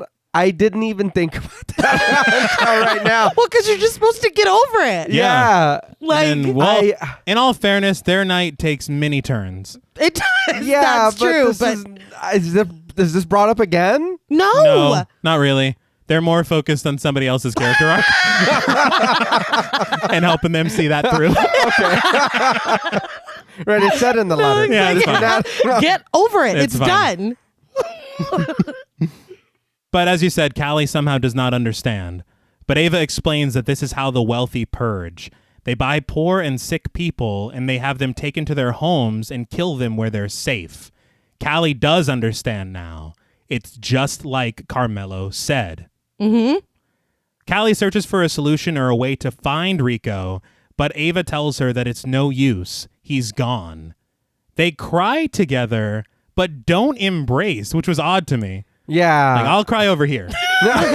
This is mother and daughter. Yeah. And their father/grandfather is dead. Yeah. But they're like, I'll handle it. And he sacrificed himself. It's For just like you. so fucking There's sad. so much to it. It's tragic. It's sad. It's just awful. But this is like the only moment we have to feel that or linger on that. But suddenly, they hear what sounds like a large vehicle outside of their apartment building. And when they peer through the blinds, they see heavily armed military personnel forming a single file line, getting ready to storm inside the building. But before they can even make it inside, the sound of an explosion is heard in the other room. The door bursts open, and we hear Diego's voice calling out for Ava. This motherfucker. Yeah. Like, we didn't know one of them was going to show up later. I didn't want it, though. No, I didn't either. No, but it's like, I was God damn like, it. you did yeah. kind of. Yeah, I was like, okay, one guy earlier. Carlos? Yeah, he's being an ass. I thought it was going to be Carlos. I hoped they both were purged No, early. yeah. Diego says that he's here to protect her from him. It doesn't make any sense. No, it doesn't. He laughs about it. No, he's having the time of his life. Callie asks where the gun is, and cowering in Rico's bedroom, she tells her daughter that it's in the kitchen. I told y'all not to leave that there. Yeah. You did. That was foolish. You did. But the sergeant continues down the road, passing corpses under city lights as a bus on fire speeds down an adjacent lane behind him. It's pretty cool. Yeah. Yeah. I mean, just like the chaos of the night. Yeah.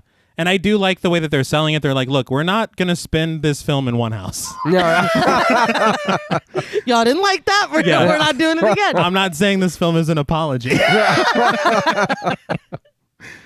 But back in the apartment, Diego is seen in the living room, holding a shotgun and his shirt unbuttoned to his bare skin. He asks Ava where she's hiding, and he calls her the B word, asking, "Don't you know you have to be polite to people in this society?" He tells her that this is what happens if you don't. I don't feel like she was impolite. No. Yeah. Like, you were being gross. Yeah. Callie calls out, why I don't know, telling him that if he comes back here, they have guns and they will shoot him. You don't. No. And now you just told him exactly where you are. Yeah, I was confused here. Yeah, it was very, As to the very frustrating. choice to call out Yes. to this intruder Uh-huh. on Purge night. Let's not forget. Yeah.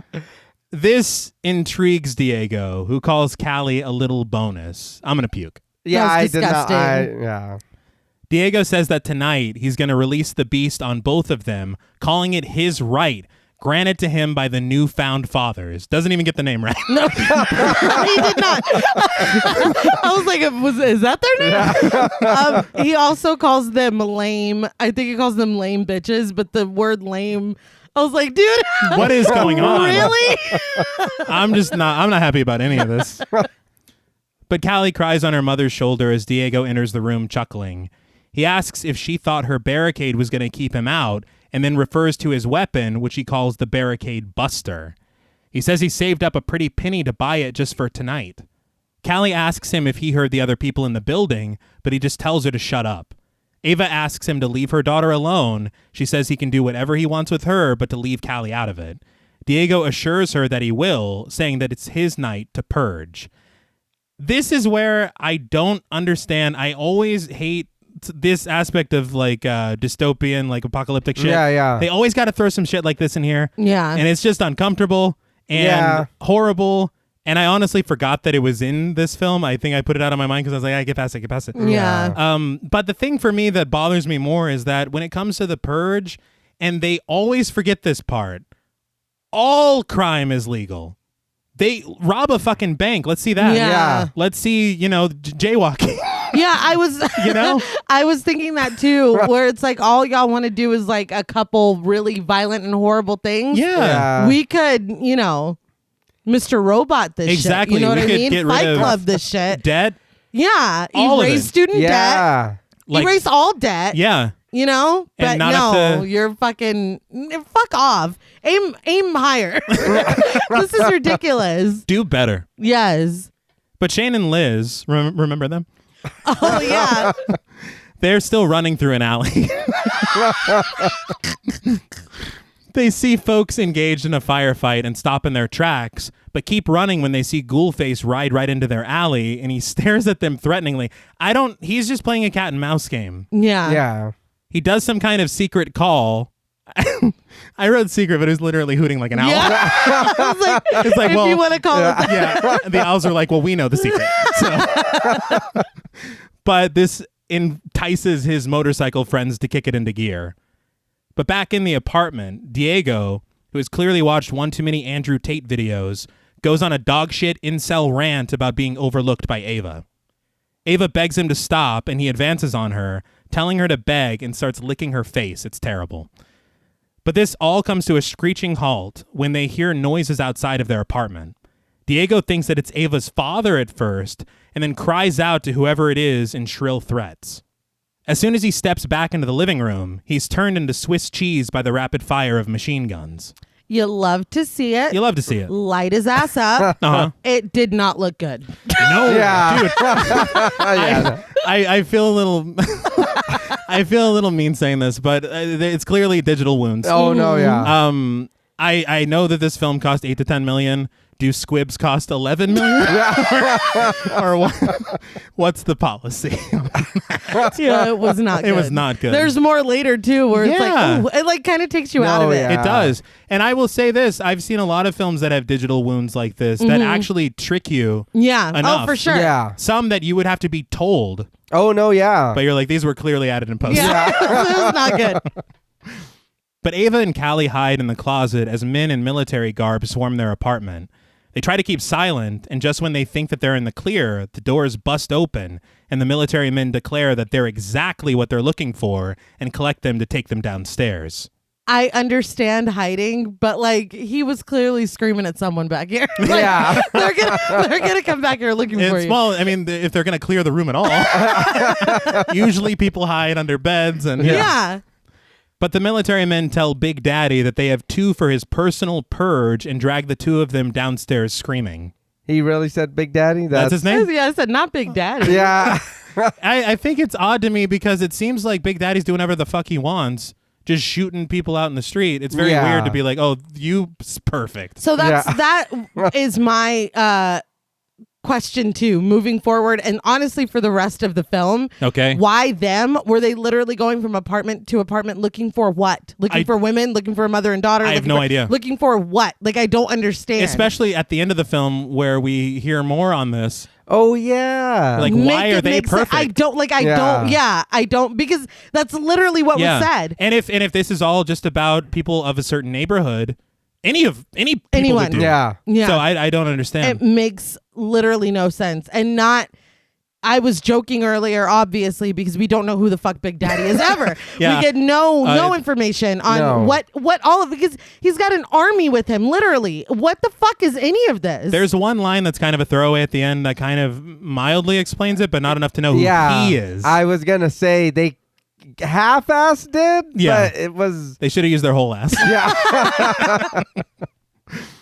But in frantic shots, we see the military men absolutely wrecking shop in this apartment building, sawing doors down, the bright light of flying sparks in the hall as they kick doors open and terrorize the residents, and Ava and Callie are dragged past the prone, motionless corpses of their neighbors. And they're the only ones brought outside. Yeah. They're the only ones. That's the thing. Because apparently they're perfect for whatever reason. I don't... What does that mean? We do not find out. But outside, the sergeant arrives down the street from this brutal military breach, spotting the 18-wheeler parked outside of the apartment complex. He shuts off his headlights as he watches a woman run for her life down the street.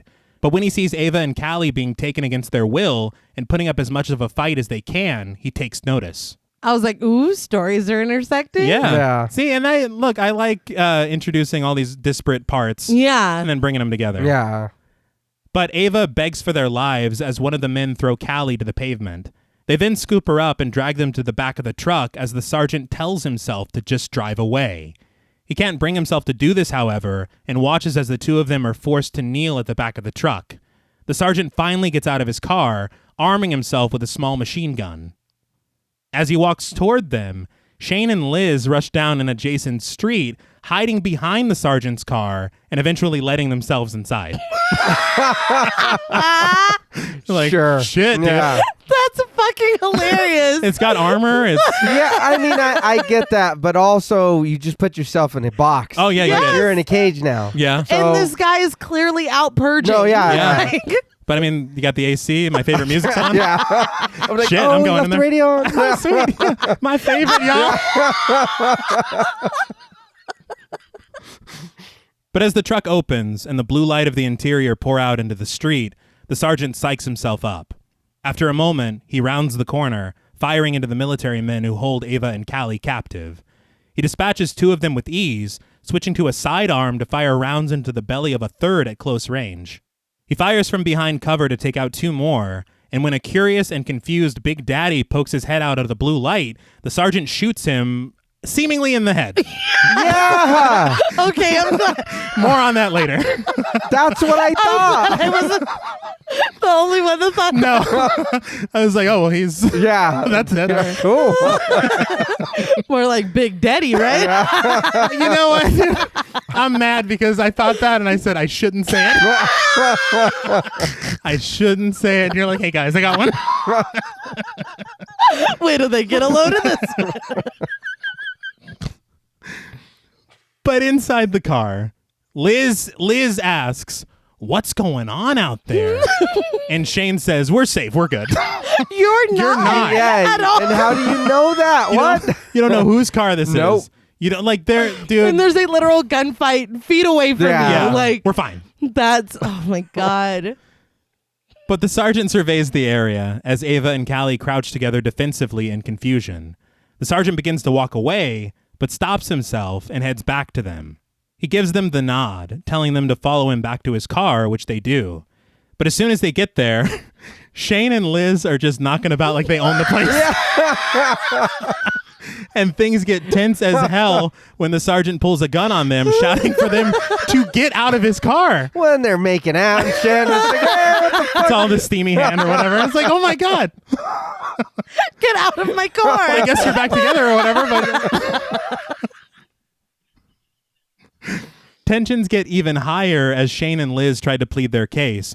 But Callie notices that Big Daddy is reaching his feet inside the truck and slowly making his way toward the Gatling gun. What? He's just fine. He's fine.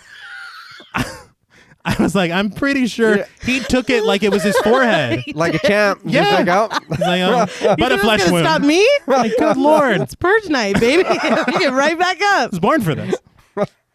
But Callie gets the sergeant's attention, telling them that they have to go now. This new motley crew gathered together inside the sergeant's car, and he takes off down the road as Ghoulface and his crew join the fray in pursuit, and Big Daddy fires at them. Yeah. So it's just whatever. What? So this dude went from having no one after him to having two groups after him. He should have just kept driving. But after they get away, Big Daddy turns his fire on the van, but then he turns to face the camera, showing a bullet wound in his cheek. Stop. Come on. It grazed him, I guess. He took it hard.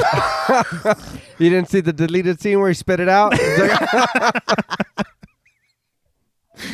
It looked like he got hit in the head. It did. Yes, it did. I don't, sure. But in the car, Shane excitedly tells the sergeant that they aren't being followed anymore and confirms it when asked if he's certain. Ava and Callie check in on each other. Then Callie asks if the sergeant is okay. He doesn't answer her and instead interrogates Ava on why that army of men was after her and her daughter. Ava obviously has no idea, so he turns his focus to Shane and Liz, asking what they were doing in the street. He asks if they're armed, and they tell him that they aren't. Callie flips it back to the sergeant, asking what he was doing out on Purge night. He just looks at her in the rearview mirror, and he's suddenly not so talkative. Oh, I'm purging. Yeah. Yeah. Clearly, I I'm think purging. it's pretty clear. Yeah. But they silently drive past a woman covered in blood, frozen in a still life, looking like Carrie on prom night. Ava is once again filled with worry, and Callie tries to soothe her before asking the sergeant where they're going. She says she doesn't care as long as it's away from here, but she does want to know. But just then, the engine sputters, and white smoke begins billowing out of the hood of the car. The sergeant responds, maybe nowhere. Not every car breaking down. Yeah. Yeah. You already did this. He's like, I hate to tell you, this car was designed to carry one person. Yeah. What was with the armor then? I don't know. What? For real. No, but they do pull over, and the sergeant pops the hood, and we see various parts riddled with bullet holes. So this is what really happened. Yeah. But in a wide shot of the alley that they pulled into, he closes the hood. The lighting of this alley is fantastic. Yeah. There are those bright yellows in the foreground, and the distance has all these reds and blues. Yeah. I know they filmed in a real street, but that had to have been done by the production. I'm sure. Yeah. Like, that was great. But he tells the others that whoever was in that truck was using armor-piercing bullets and that the car is basically a paperweight now. Liz asks if they can just hide out in the car until morning. It's only 7 hours. Only 7 hours. Yeah, no Yeah. big deal. But the sergeant tells her that there are hunters out there with dogs and they'll find her. But she can do what she wants. But the sergeant tells them that they're all on their own and everyone loses their minds. Yeah, no. You've legally adopted all of us now. Yeah. Wow. We're your responsibility. I disagree. Yeah. He helped. Yes. He's got something to do. Now Yeah. he's going on his way. He says he never should have gotten involved with them, but Shane says that he did get involved, and now it's what are they all going to do as a group? He really shouldn't have. And he really can just leave. Yes. This part made me laugh so hard because the sergeant hands Ava a loaded gun and Shane as well. And Liz goes, "You're just giving us guns? I'm shut the fuck helping up." you." Yeah, I know. Thank you. Thank you. Yeah. But he loads up a personal arsenal for himself, and they ask where he's going. The sergeant says that he has somewhere to be before the sun comes up, and they'll slow him down if they're with him. Callie is offended that he's just going to leave them here, and Liz begs him to take them with him. Liz continues, but Shane is like, let him go if he doesn't want to help us. And Liz says, shut the fuck up. Callie asks why he saved them if he's just going to leave them here to die, and Liz just screams, please help us. It's honestly sad, and it's very, very funny to me because as this film continues, Liz is kind of a badass. Yeah. She Yeah. does hold her own very well. Yeah. She does. Yeah, she does. Shane slips. But the sergeant just keeps walking away. But then he stops dead in his tracks when Ava says the magic words. Not please. Liz has exhausted that. She says, I can get you a car. Is that right? Ava says that she has a friend in the city not far from here, and if he gets them there safely, he can take her car and do whatever he has to do. The sergeant turns around intrigued, asking where this friend lives. Ava says on 3rd and Bryant, and the sergeant asks if she's sure that the friend will give him the car. She says that she is, but he asks her to make sure and hands her a cell phone. Now, that cell phone looked like a calculator. It was like glowing blue, but it had buttons. It's I was like, It is was that a the- it was the Nokia shell? phone? Yeah, I was like, what the fuck is that? well, they're like, what will phones look like Yeah. In 2023. in 2023? Not still like that. No, not like that. They're much sleeker. But Ava makes the call, and Callie tells the sergeant that walking away and coming back was a real dick move. He doesn't respond. Well, shut up. Leave her there. God damn. I think, look, I mean, he saved their lives. Yeah. He's already done more than what he even wanted to do. Yeah. And then he's going to give them all weapons to protect themselves. I mean, I don't know. I feel like he's gone out of his way already. He has. Yeah. Frankly, their reaction was a little inconsiderate. Honestly, I don't think they thanked him once. Yeah. I don't think so. That's crazy. Yeah. Y'all are the real beasts tonight. And he's releasing them. But we hear Ava ask her friend if they can come over and also ask about the car as well, saying that she'll explain it when they get there. The sergeant keeps looking around above them, and when asked by Shane, he tells him that he's keeping an eye out for snipers. Nobody feels good about this. No. Ava thanks her friend on the phone, gets off of it, and hands it back to the sergeant. She says that her friend lives with her parents, and they're happy to have them. If he can get them there safely, the car is his.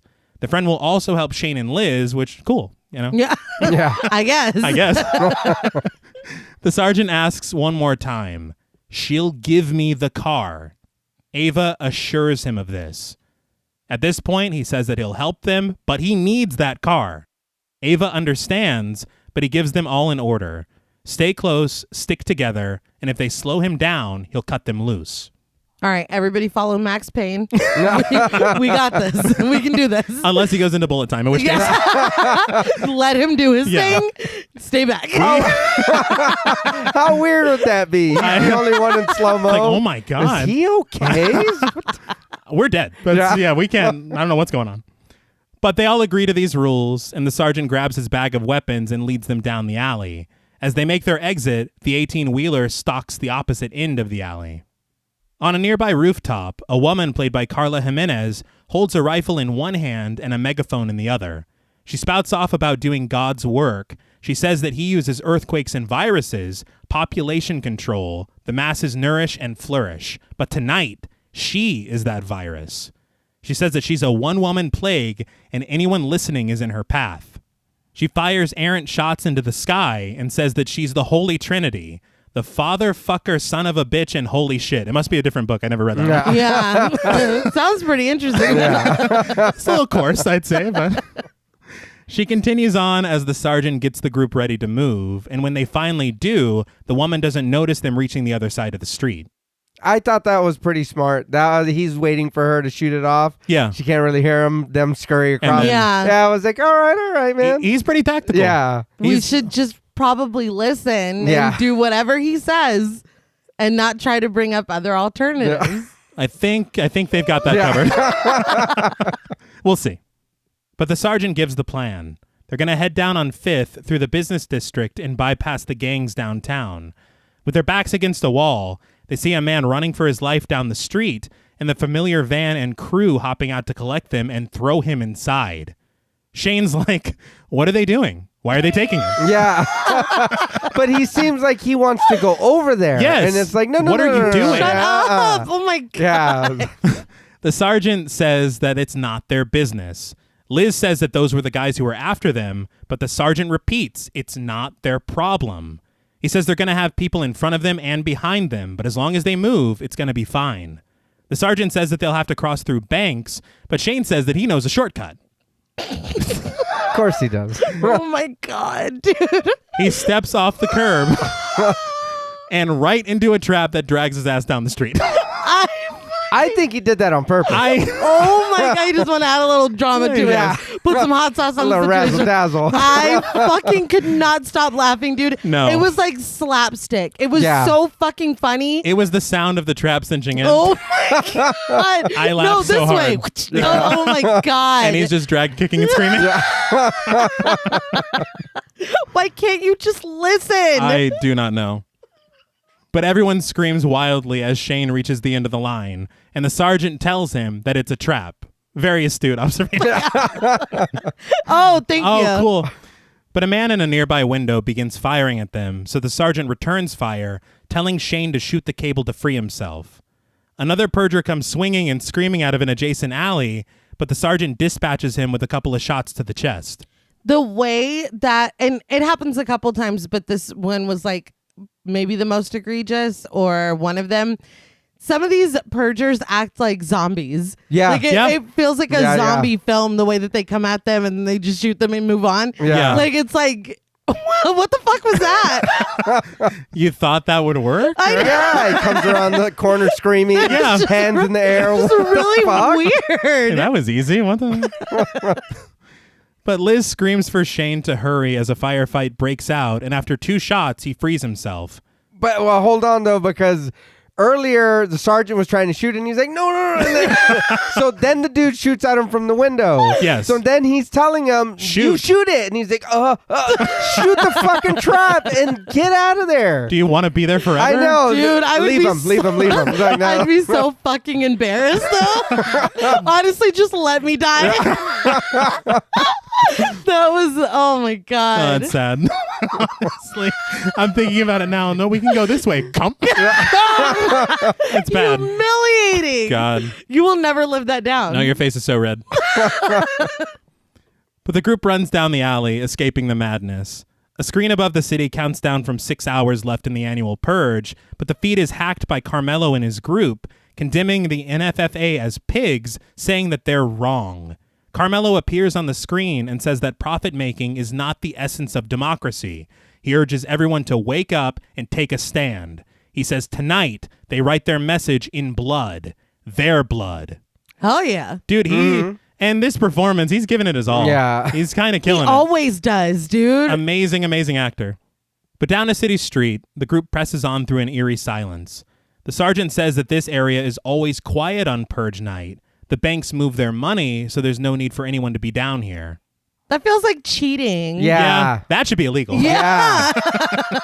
No flashbangs and no moving your money. That's a class 5 weapon.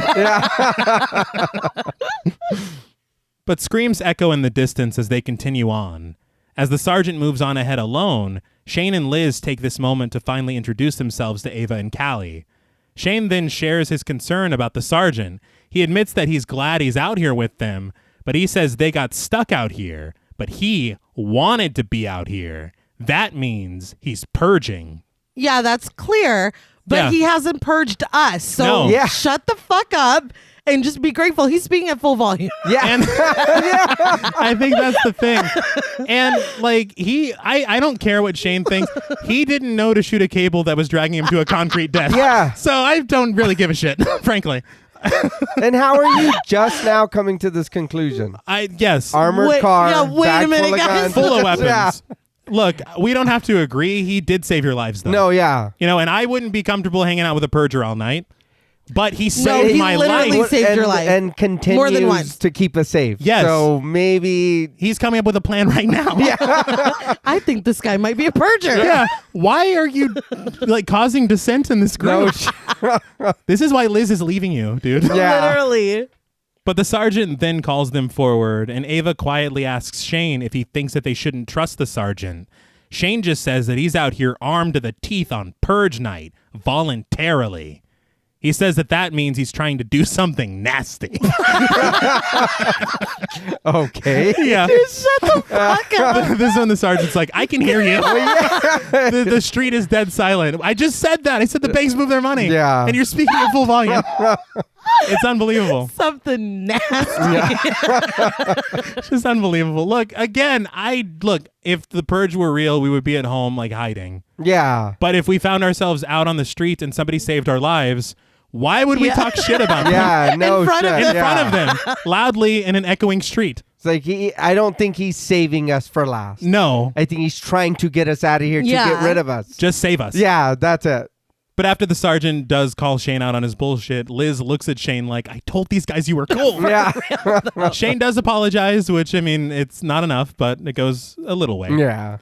But Callie checks in on her mother, and Ava assures her that everything is going to be fine.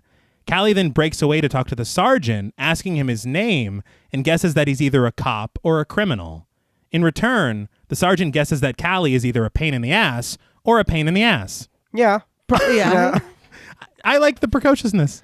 Yeah. I know JP is not a fan. No. No, I feel like it works because you need somebody in this group to have a personality besides being scared or, Yeah. questioning everything. Or being like, I think this guy's evil. But Callie is undeterred, asking if the sergeant is out here to purge. When she keeps pressing him, he tells her to stop and comes up with a new rule. Shut up. Yeah. It's a good rule. Everyone, shut up. So it's a bigger rule. See, it's what happens when you don't do what you're told, then you ruin it for the whole group. Unfortunately. So now the whole group has to set with the new rule, and you've got to deal with it. It's like, great, now I'm grounded. Yeah. Thanks a lot, Callie. But Callie says that she's going to stop talking because he's an asshole, not because he told her to shut up. Ava scolds her, but Callie just walks away from the group on Purge night. Genius. Thankfully, the sergeant grabs her by the arm, giving a silent, very mild, oh so mild mea culpa, and Callie rejoins the group. But as they pass a bank, they find a bloody and dead banker chained up, hanging high between two pillars, with a sign on his chest that reads, "Here hangs stockbroker David Newtstatter. He stole our pensions. Now he's gone." Shane reads the sign, joking maybe that David deserved it. But after a stern look from Liz, he admits that it was a bad joke. He stole their pensions. Yeah. I get the frustration. I That's all I'm understand. saying. The anger is there. I get it. But in the night, the group finds an abandoned 18-wheeler with bodies littered around it. Before they can make heads or tails of it, a man in a military uniform bursts out of an alley and seemingly accosts Liz, but he loses his balance and falls to the floor, and the group sees that he's been bloodied. That felt like a zombie too. It did. Yeah. As he dies, he tells them that they were just doing their duty. I was like, what? I don't know. Yeah. We don't care about you, dude. Yeah. Right, whatever the fuck that means. Yeah, I don't even know what that means. Callie and Ava recognize the man as one of the group that came into their building, and Callie's like, and that looks like their truck. At first, I was thinking, I was like, well, of course it is. How many goddamn 18-wheelers with blue lights Yeah. are there? But we learn, Yeah. and that's even scarier. Yeah. Yeah. But the sergeant tells the group to stay put as he checks it out. After he sees that it's clear, he calls them all over and they hop inside. A voice on the radio calls into truck number 3, asking them to respond. The group walks through the truck, filled with HD screens, computers, and plenty of equipment. Callie notices that they're accessing traffic cams throughout the whole city, and Liz tells her that traffic cams are controlled by the government and asks how they got into them. Callie says that maybe she's just answered her own question. But the sergeant notices a screen with a map and certain buildings highlighted in red, including Ava and Callie's apartment.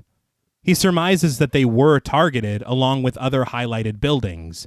Ava realizes all these buildings are in the projects, and maybe Callie was right. Why is it so hard to believe that the poor and marginalized are being targeted when that has literally always been the case? I Yeah. do not know. But it's like, oh my God, wait a minute. It's like, no, literally that's what this has always been. And Carmelo has been saying Yes. Yeah. all night this exact thing. I think that guy might be onto something. It's like, yeah, fucking Yes. duh, dude. Like, But Callie straight up tells her that this is right out of the NFFA's playbook. Shane checks the truck and determines that they can't use it. He says the engine's all blown out or something. Said I think the engine has the flu. Yeah. It's very hot. he's a mechanic. Yeah.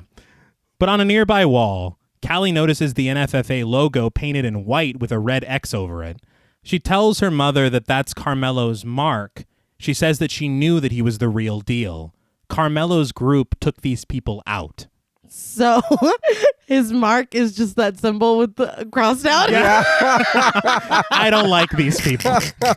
I would hope for a better symbol. Yeah. unless the NFFA logo is spray painted everywhere. I guess. And so they're just tagging over it. I hope they're not stenciling Having to, the yeah. logo and then. Nah, we don't like that. Yeah, fuck these guys. It's like, come on, man. Need a marketing department. But the sergeant asks if everyone has a weapon, and they suddenly notice another 18-wheeler approaching them from a distance. They make a break for it and hide in another alley. There's too many alleys in this film, dude. There's a lot of them. But they watch from cover as purgers burn vehicles and stab the shit out of each other. As they stand there in disgust, a rat crawls over to Liz and is clearly asking for help, but Liz freaks out and she kicks a can like Scatman Crothers. And this alerts nearby purgers. Kick the can. He was so happy. But I was like, we're all going to die now because you can't scream internally like the rest of us.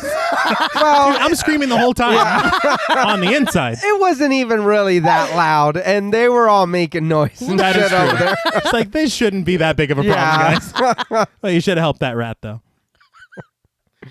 But the sergeant hands his weapon off to Ava and lies in wait. A purger eventually comes to investigate, and the sergeant grabs him and chokes the life out of him, stealth style. He took him down like a stealth kill from The Last of Us Yes. or a manhunt. Either way. Either way. But once he's dead, the sergeant just snags his gun back from Ava like nothing happened. He eyes an entrance to a nearby subway line and instructs everyone to follow him down. They continue on the tracks through the darkness with the aid of the sergeant's flashlight. Callie sidles up next to him again, asking why he stopped at their building and helped them, breaking his no-talking rule from earlier. Callie tells him that people are getting killed all over the city and asks again why he stopped for them. The sergeant finally admits that he saw them and he saw that they were putting up one hell of a fight. He says that she reminded him of someone, and when she asks who, he doesn't reply. After an awkward silence, Callie tries to tell him that killing, no matter what the reason, is wrong. It doesn't help, and it doesn't heal. The sergeant reinstates the no-talking rule, forcing her to go back with her mom. He says her mommy, which is a little demoralizing. It's rude. Yeah. But I was like, if you don't want to talk, stop giving me breadcrumbs. Yeah. Because I'm going to keep, okay, well, what does Yeah. that mean? Well, who, like, are you okay? Like, what is going, Sergeant, you don't have to answer any You're of these not, questions. no, Yeah. you don't. You're not a bad guy, clearly, because you're helping us. Yeah. You could have ignored us or you could have killed us yourself. Yeah. So, like, are you okay? That's all. We're just checking in, man. But the sergeant suddenly stops the group, taking off his coat to remove his bulletproof vest. He gives it to an initially hesitant Callie, putting it on her himself. She says that she doesn't need it, and he agrees that hopefully she won't. Take the vest. Yeah. And I do want to point out, Ava never thanks him for doing this. Yeah. Oh, I had to took it off. Give it back. No. Yeah, no. You didn't know what? appreciate it. Never mind. I think, and for me, I feel like moments like that's you sell this mother-daughter relationship. Yeah. You're taking care of my child. Yeah. Thank you. But she's just like, Yeah, yeah, I guess. Yeah. Yeah. Well, of course, yeah, give it to her. Yeah. Duh. If he gets Obviously. shot, that's a hook. But they continue on until they hear a distant noise of metal clinking. The sergeant shines his flashlight, finding a whole population of unhoused people hiding together. He says that they're no threat, and they're just trying to make it through the night. This is what frustrated me too. And I know that they have cultivated a very specific set of rules Uh-huh. that protect a very specific group of people. Uh-huh.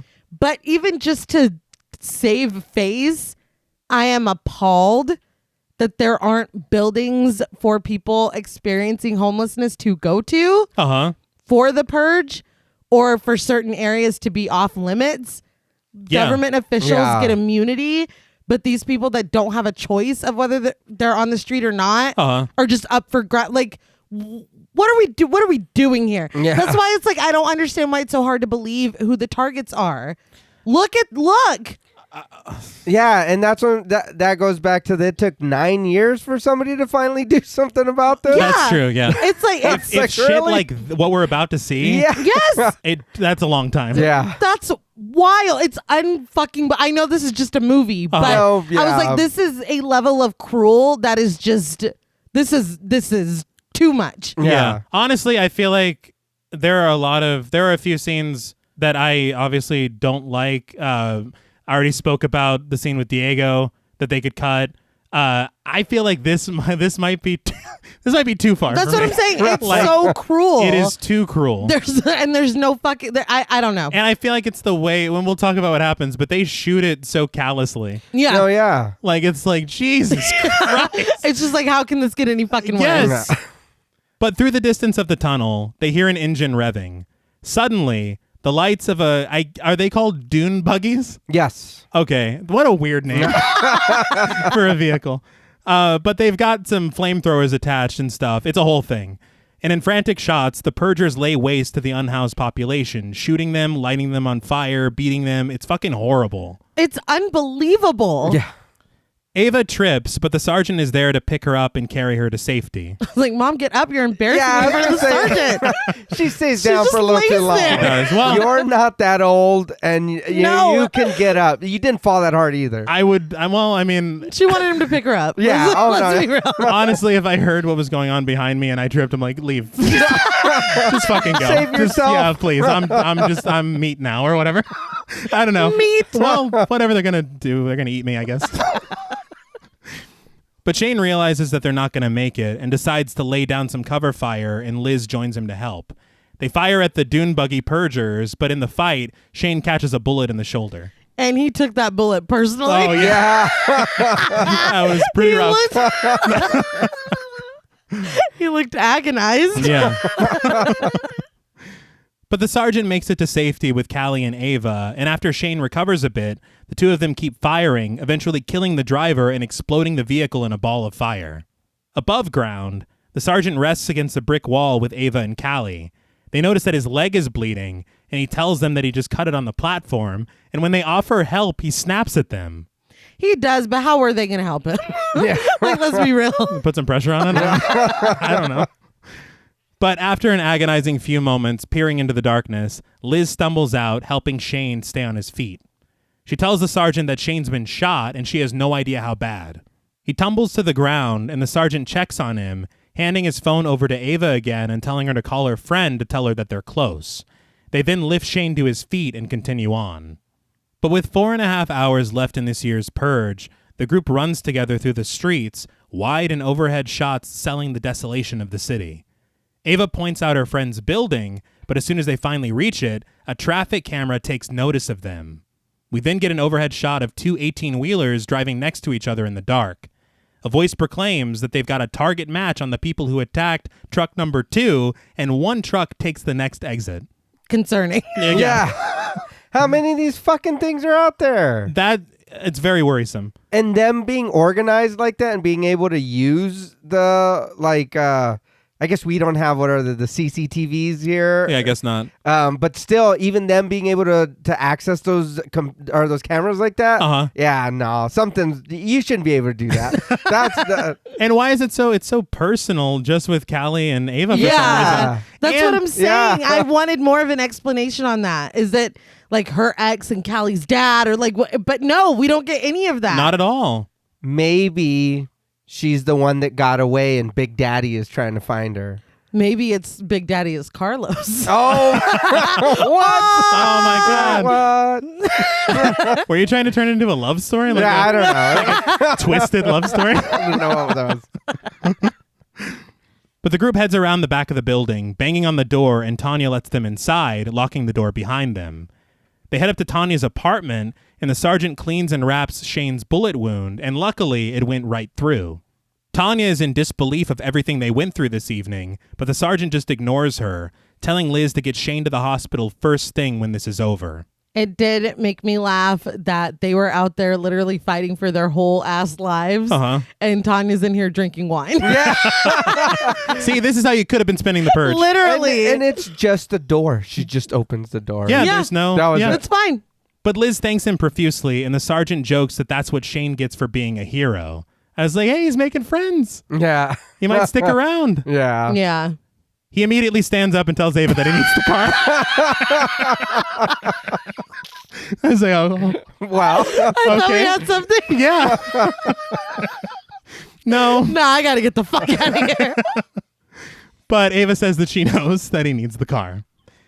Catherine Tanya's mom, played by Belle Hernandez, brings dinner and dessert to the table, and Tanya says that her mom is one hell of a cook. She motions over to Lorraine, her sister, played by Roberta Valderrama, saying that she's a testament to her mother's good cooking. I was like, oh my. Yeah. Yeah. Tanya, I liked you. Like, that was fucking rude. Well, she was a little coarse in the restaurant. Yeah, but, it was fine. Like, it's restaurant talk. Yeah, it was server talk, dude. But Lorraine smiles awkwardly, asking what the hell that's supposed to mean.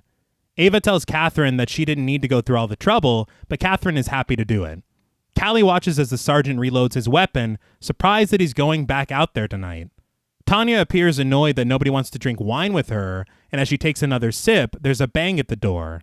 The sergeant gets nervous, but Tanya says that it's just her father and brother-in-law. We see Barney and Roddy, played by Castulo Guerra and Nico Nicotera, enter the apartment. Tanya explains that her father is the super and was just checking out the building. Callie smiles at them as Lorraine excuses her husband's clothes, saying that he's dressed in camouflage because he thought it would be a good idea to go out and check out the festivities. As soon as she said that, I was like, something is horribly wrong. Yeah. Something bad is about to happen. Yeah. It only gets worse because it's these like little comments. Yeah. Because she says that he's not a purger and Roddy admits that he chickened out, but she says that it's good that he did because he would have been the laughingstock of the neighborhood. I was like, God Ooh. damn, Yeah. dude. Like, it's so uncomfortable in here. Yeah. So you guys hate each other? But Tanya scolds her sister for this, which is strange. And Lorraine says that she didn't mean it to sound mean. She says it's not mean. It's just true. A regular Joan Rivers. But Barney says that the building is locked up tight and secure, and he tells the new group to just relax, make themselves at home, and tells them that they're safe because this is an anti-purge household. He's so nice. He is. His hospitality, after we've seen the non-hospitality outside, they did not make anyone feel at home. I think I would be crying. Honestly. Like, this would be such a relief. Crying more because Yeah. No, I'm already we've been crying. crying all night. I still feel a little uncomfortable because of the brother-in-law and all that. It's weird. Yeah. That's a little, yeah. But Tanya just laughs, telling her father to speak for himself about being anti-purge. Catherine isn't a fan of this, but Tanya says that she could think of a few situations where purging could be the answer. Can we wait in another unit or like in the stairway? Literally, Like- you're the super, right? Yeah. Is there You can another? you can let us into any apartment, Yeah. right? All right, we'll hang out on the roof. Yeah. Just let us go up there. Bring the food, though. Yeah, But Lorraine asks when purging could be the answer, but Tanya refuses to say, but just tells Lorraine not to piss her off. Catherine apologizes for her daughter, but asks if there's anything else that they need. The sergeant asks for a clean shirt, and Barney gives him the keys to the kingdom, basically. What's Barney's is his. yeah. He's the nicest. It's Yeah. nice. But when the sergeant goes to get changed, Tanya hands Ava a glass of wine, downing hers and not even noticing when Ava ditches the glass on a nearby table. The sergeant gets changed, but through the crack in the door, notices Tanya taking a handful of pills and downing them with a fresh glass of wine and looking very nervous afterward. I said fresh glass. I mean a new glass. She didn't stomp the grapes. I wrote that weird. I was like, what did you do? Yes. Yeah. That was very worrisome. The And look close on the her face. door. Close the door. Yeah. Because he's just like, oh, fuck. You did something bad. And why do people tend to like show themselves doing something they shouldn't be doing right in the crack of doors? Yeah. What is it that was so enticing about a crack in a door? But the group and the family watch the Purge night proceedings on the news, and the moment gives Shane and Liz a chance to talk. She tells him that he scared the shit out of her out there, and that she thought that she was losing him. Shane just smiles, and Liz says, "But I think we should still tell your sister." I gasped. I was like, Yeah. "Whoa, what? I was like, no. No, this changed No, nothing. yeah, I was just like, all right. Fair enough. But after a moment, he realizes that she's joking, and he calls her an asshole, laughing through the pain and telling her that it isn't funny. He got shot. Yeah.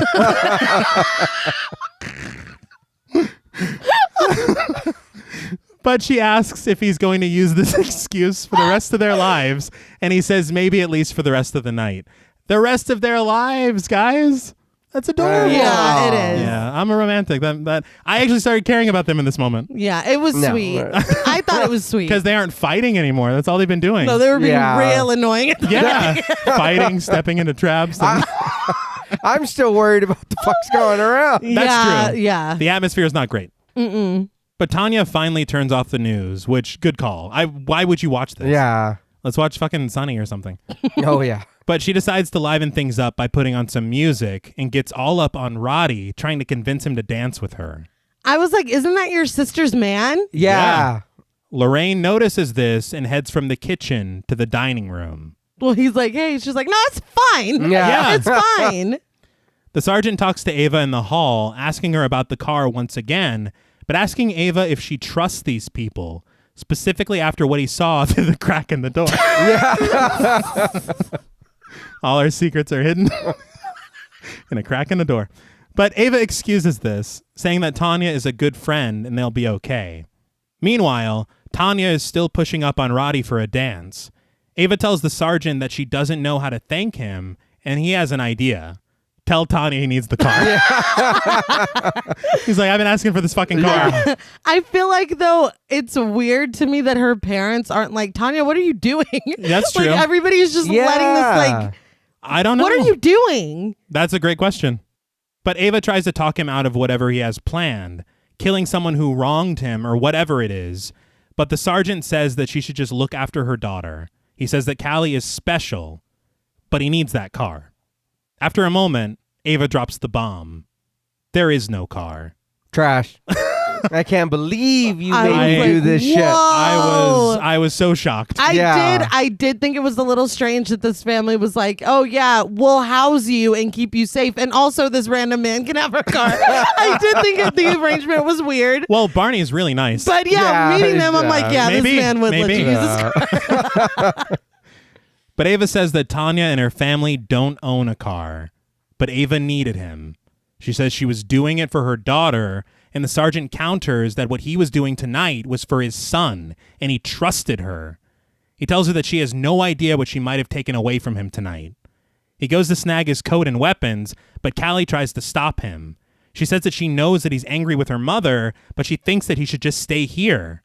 Callie, in an ill-advised plea, speaks for the sergeant's son, saying that he wouldn't want him to do whatever he's planning to do tonight.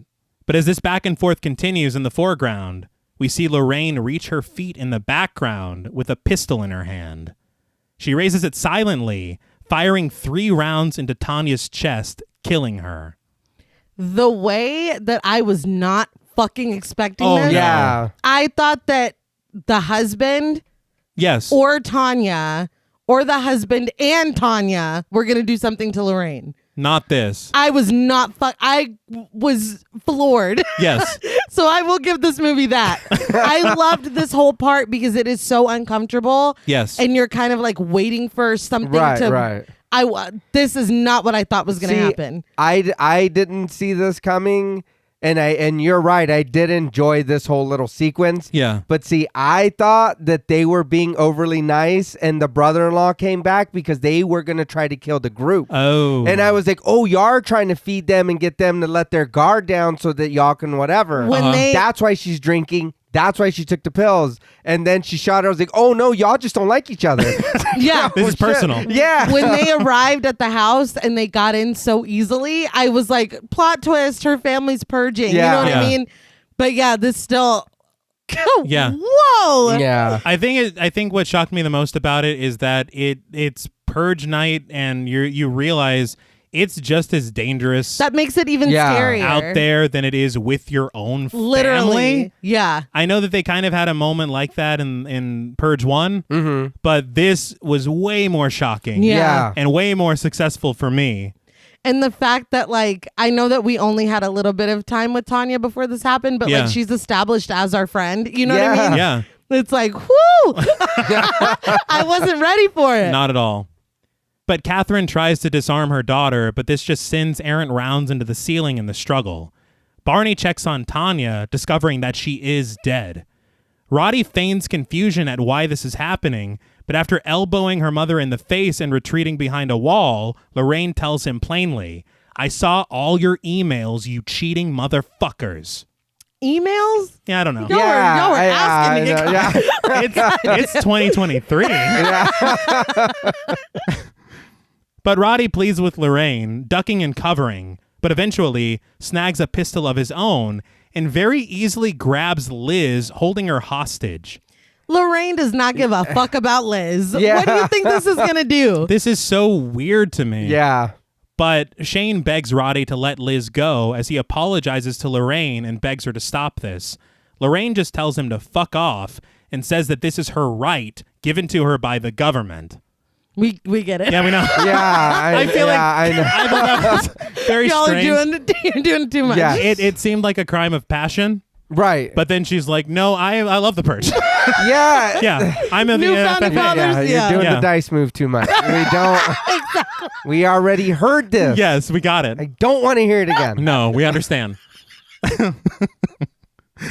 But the sergeant sneaks up stealth-like and fires at Roddy from behind the entertainment center. Isn't it kind of hilarious that they're called entertainment centers? That's what they're there for. Yeah. It's like a robot named it. But after... It's the word center, I think. Yeah. And this is where we go to be entertained. But after catching a few rounds in the arm and his side, Roddy is forced to let Liz go, and she crouches with Shane as Lorraine fires at the sergeant, telling him to leave Roddy to her. The sergeant lays down some cover fire and rushes Ava, Callie, Shane, and Liz out of the apartment. We're not leaving. I'm sorry. You took down an entire alley full of people, but you can't subdue this one random lady with one gun? Yeah. Well, I mean, they got some stuff to work out. Let them have it. Take the pie. Don't. Yeah, for sure. Yeah, because we don't know the next time we're going to be able to have. That's the. I said that I realized this isn't the apocalypse. The Purge ends in like 4 hours. Yeah. But still take the Still, pie. could though, have what pie are you going to eat in the next 4 hours? Yeah, and maybe I'll have pie tomorrow. I don't know what the rest of this night holds. Might find an ice box to put it in or something. Yeah, I doubt it's more pie. Yeah. The only other thing too, and then like this, and that is what's weird is you can't, you know what I mean? This one lady, she's just got a gun. Yeah, One gun. Where's your bag of like tricks. Oh, what? I was gonna say dynamite, but you can't because Yeah. No. no. Class five. I'm Class sorry. But everybody, it seems like, is a natural born shot. Somehow. Everybody, yeah, and I highly doubt everyone that's participating in the Purge goes to the gun range all year to practice on their shot. And Like that's not happening, but everybody here is like, I'll do this with my eyes closed on horseback naked. What? Why It's naked? It wanna make enhances it the more? trick. Yeah. But you know what I mean? That I was like, come on. You guys aren't wildfiring. You're not. Everybody's holding it, standing right. It's like, come on. and dude. the thing is that Lorraine didn't even know she was going to be purging tonight. No. That was a spontaneous Now thing. Yeah. you love it. But she's What? it's my favorite day. It's of her the right. year. Yeah, given to her by the government. But the camera surveys the destroyed family before following our group down the stairwell. When they reach a few floors down, Ava just plainly says, "I can't believe Tanya's dead." It's like, what are you, the narrator? We were We're there. all there. We watched. We're all horrified.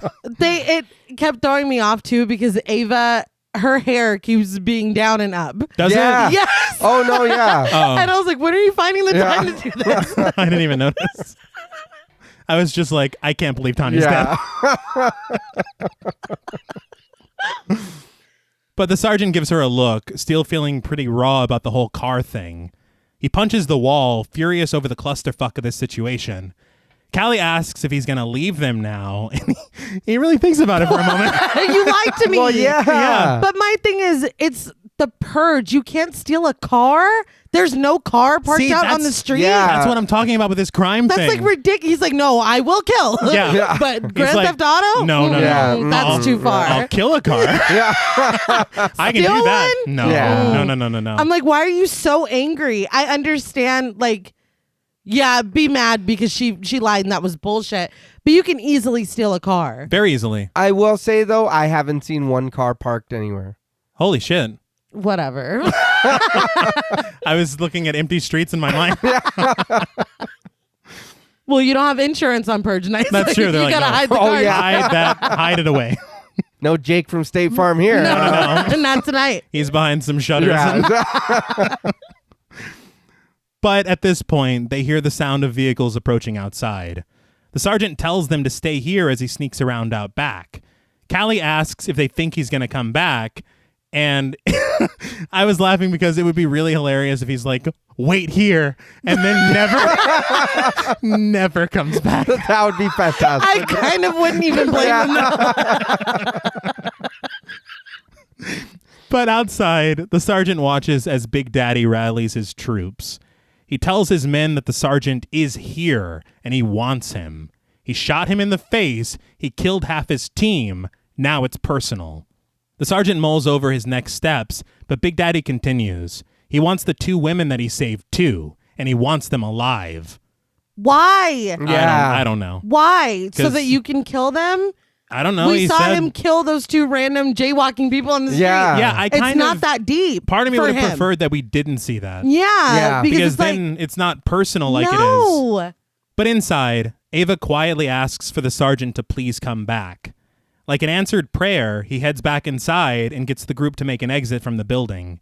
He helps everyone over the fence, and before Ava climbs, he tells her that as soon as they get over the fence, to keep running, don't look back, and don't wait for him. She agrees and climbs over.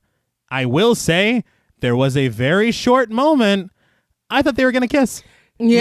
No, I noticed that too, and I'm sorry, but I was like, please don't kiss. Please don't kiss. Don't make it that. Yeah, we don't need that. What's going on here? We probably don't, but as a romantic, I was like, kiss, kiss. Yeah. Well, I'm like, if we get out of this night, obviously, like, it's me and you. You know what I mean? Well, yeah, of course, but So kiss tonight. well, Start the later, groundwork though, yeah. now. Yes. It's the weirdest meet cute I've ever seen. But Big Daddy's men make their way around the building before the sergeant can make his exit, and he just watches as they saw open the door and breach the building. One man stands guard for a moment, but the second he heads inside, the sergeant climbs the fence. As soon as he makes it over, Ghoulface and his minions swoop on him, kicking the shit out of him and throwing him into their van. Come on, man. Yeah. God damn it. Why did he just Yama be there without I'm looking? saying, Yeah. you didn't even take a peek. No, before it's you- like, oh, that's bad. oh, damn. All of them? Oh, yeah, I'm out. But after a few grainy GoPro-style shots from the handlebars of the Minions' motorcycles, we're taken inside the van where the whole group is being held captive. Y'all all got caught, dude. Yeah. Like, we had no choice. The sergeant wakes up, looking at the crucifix boy, whose gun is pointed at Ava's head. Ghoulface sits in the back watching them, and Callie asks how they found them. Ghoulface removes his mask, revealing himself to be played by Lakeith Stanfield. Lucky. Yeah. I was Was so like, excited. Dude, fucking love that dude. Yes. But he says that they got lucky, roaming around all night and just picking up the people who got away from the trucks. They're scraps, he says. Callie asks why they don't just kill them, but he assures them that they're not purging tonight. They don't need to kill anyone. He says they just need money, and this is when the van screeches to a stop. Ghoulface rushes the group out of the van, where they see the back exit to a building. Men in suits step out, one of them paying Ghoulface a chunk of cash, sending him and his group home happy. They drag our group inside, however, kicking and screaming. They're led upstairs, and the sergeant is treated rougher than the others, I guess because he's got an attitude or whatever. Yeah. He's got that cool jacket, so they're just Yeah. Fuck that guy. they're jealous. But the group is forced onto their knees behind a curtain. A bouncer, played by Branton Box, tells them that if they move or speak, they will be shot. Through the curtains, they hear Old Elegant Woman, played by Judith McConnell, speaking over a microphone, saying that the new batch has arrived and she invites them all to take a look. The curtain opens up around them to reveal a get-together of the wealthy elite, tables with small lights filling the room as the rich applaud, and a pianist plays Chopin's My Twilight Dream. I will say, excluding what the fuck is about to happen, it's a great atmosphere. No, And it's so jarring from where we came from too. Yeah. Very. To see how the other half lives. Yeah, no shit. It's Glass Onion. That's the Beatles. Yeah. But they survey the crowd, filled with smiles and excitement, all dressed to the nines. The elegant woman calls the group an impressive lot and says that since this is the last purge of the evening, the entry price will be $200,000. The rich begin to bid in the auction, and the winners are Mr. Lockhart, played by Mike Jerome Putnam, and his wife Lauren, played by Jessica McLean, the Hanover sisters, played by Tammy Baird and Alina Andre, as well as the uncredited Mr. Hearst and his 2 adult sons. This whole thing made me feel gross. Oh, yeah. Yeah, it kind of felt like I don't even want to it kind of felt like a character select screen, and like they were, because she was like, I hope you brought your knives. And it was Yeah, like, it did. No, really? What the fuck? Yeah. I What? I laughed so hard because she really knows all of these people. Yeah, Yeah. they do When- this every year. When she asked if they brought their knives, we're like, of course we brought our knives. Yeah, We're What do the you think Hanover this is? sisters. If the Hanover sisters are known for one thing. but we don't know these people. No, we don't. We don't know their stories. We haven't heard their names. We don't so yeah, that might be like right now you're telling us who they are, but I don't. I think we're Wow, just supposed to yeah. live through the elegant woman. I guess. She's stoked. No, She's yeah, very happy. excited. She says that this will be the Hearst's son's first purge, and it's very funny. Oh, good for that. Yeah, I know. Yeah. After the Hearsts are a part of the auction, Mr. Hearst goes to his sons. He goes, "What do you say, guys?" And they go, "Yeah, let's do it." It's very funny. How old are y'all? What the Literally. Yeah, they're in their 40s, I think. Yeah. Yeah. Oh, wow. I mean, they look. I mean, I don't know. They look old. But the group surveys the crowd once again, fearfully, as the elegant woman reminds the purgers that their weapons rack is stocked with the latest and greatest. She says her personal favorite is the Mauser Elite SSX double barrel. Now, this does not come up. She's just sharing a personal fact. Yeah. I thought that this gun, and I wouldn't even know to look at it. A personal. It's like, I like this one. But I thought Okay. I thought this was going to be their ticket out of here. Yeah. One of them was going to grab it and use it. But no, she's just like, I like it. Yeah. Yeah. But she writes a poem to it, and some lady in the front row puts her hand over her heart. It's a whole thing. Yeah. What the fuck? Too It's my much. favorite too. But she wishes the purgers luck and says that they'll see them all shortly on the hunting grounds. The crowd applauds as the group is led away to the hunting grounds. Yeah. The aforementioned. Yes. So the most dangerous game. Yeah. I gotta say, I was expecting a big twist as to who Big Daddy is or why those guys in the van were fucking with Liz and Shane so heavy. I thought there would be an answer. I was not expecting this to be where they ended up tonight. No. No, not This at was, all. and I'm not even saying that that's a negative thing. For me, it's a negative thing that we don't get any explanation for anything. Yeah. But this, it's like, oh, wow. This is fucking gross. I didn't know if it was the attempt to set up Papa Rico's death as foreshadowing for the rest of the group later. Because she does give the whole speech to her daughter. She's like, this is how the wealthy purge. Right. Yeah. And so I guess we're seeing it now. Okay. I mean, that's fair. At least that makes his death mean something. Because Yeah, we all because had to get the fuck over it. Yeah. Yeah. Nobody's talked about Rico in 6 hours. No. Yeah. It's very No. sad. But a spotlight shines on them in a dark room as the sergeant huddles them together. They hide behind a wall as decorative street lamps come to life. Shane asks, what is this? Really? The sergeant says, we're being hunted. They just told you. Shane says, what? Were you not awake during that whole speech and what was going on? I think I hate this character. I was so happy for them getting back together, and I'm like, How are you Shane, not Yeah. paying What the any fuck? attention? what did you think the auction was for? Yeah. You think they were letting us go home? What the fuck? What? They want to have dinner with us? Yes. Wow. But I ate all that pie earlier. Shane, get out. Get out. You're front. You're Yeah. you're at the front. Oh, yeah. But the Hearst family strolls in with hunting rifles and night vision goggles, flanked by the Hanover sisters flipping around their signature blades, and the Lockharts are also there. The wealthy elite watch from the window as the hunters gather together for, I guess, the Purge prayer. Blessed be the new founding fathers for letting us purge and cleanse our souls. Blessed be America, a nation reborn. We get it. Yeah. It's like you have to do it every time? Yeah, no. But they fan out, scouring the grounds and walking through hedges and a fairly nice fountain in search of the group. Yeah. Like, it really ties the place together. Yeah. Why I don't know here? I don't know. why you built it like that. Look, it's got to look fancy for us. Otherwise, we ain't eating. But the sergeant says that they're all dead if he doesn't at least find some night vision goggles.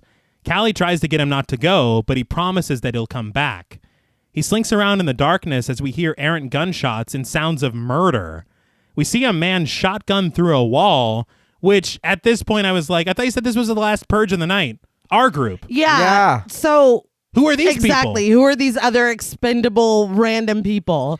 Unless it's like we're doing all the auctions or fucking whatever and then throwing everybody in here, but that's not the way you made it sound. Yeah, at all. It was never established. Not at all. But all right. Yeah. After a while, the sergeant picks his spot, tackling one of the Hearst boys on his own and beating the shit out of him. Hearst boy number 1 puts up a pathetic fight, barely gaining the upper hand for all of 2 seconds before the sergeant flips him over and breaks his neck. The elite look very concerned, and this was the Hearst boy's first and last purge. Well, Yeah. good. The other Hearst boy fires at the sergeant. I keep calling him Hearst boy. They're grown men, Well, that's how they made them sound. but they're older than I am. The Widowhurst boy. But the Hearst boy number 2 fires at the sergeant, but the sergeant dives over a wall. When the Hearst boy comes around to investigate, he gets flipped on his ass, his gun stolen, and shot to death. So now he has a machine gun and night vision goggles. Yeah. Yeah, I felt like the night vision goggles were cheating. It's like y'all already Yeah. have literally every fucking upper hand that you can have.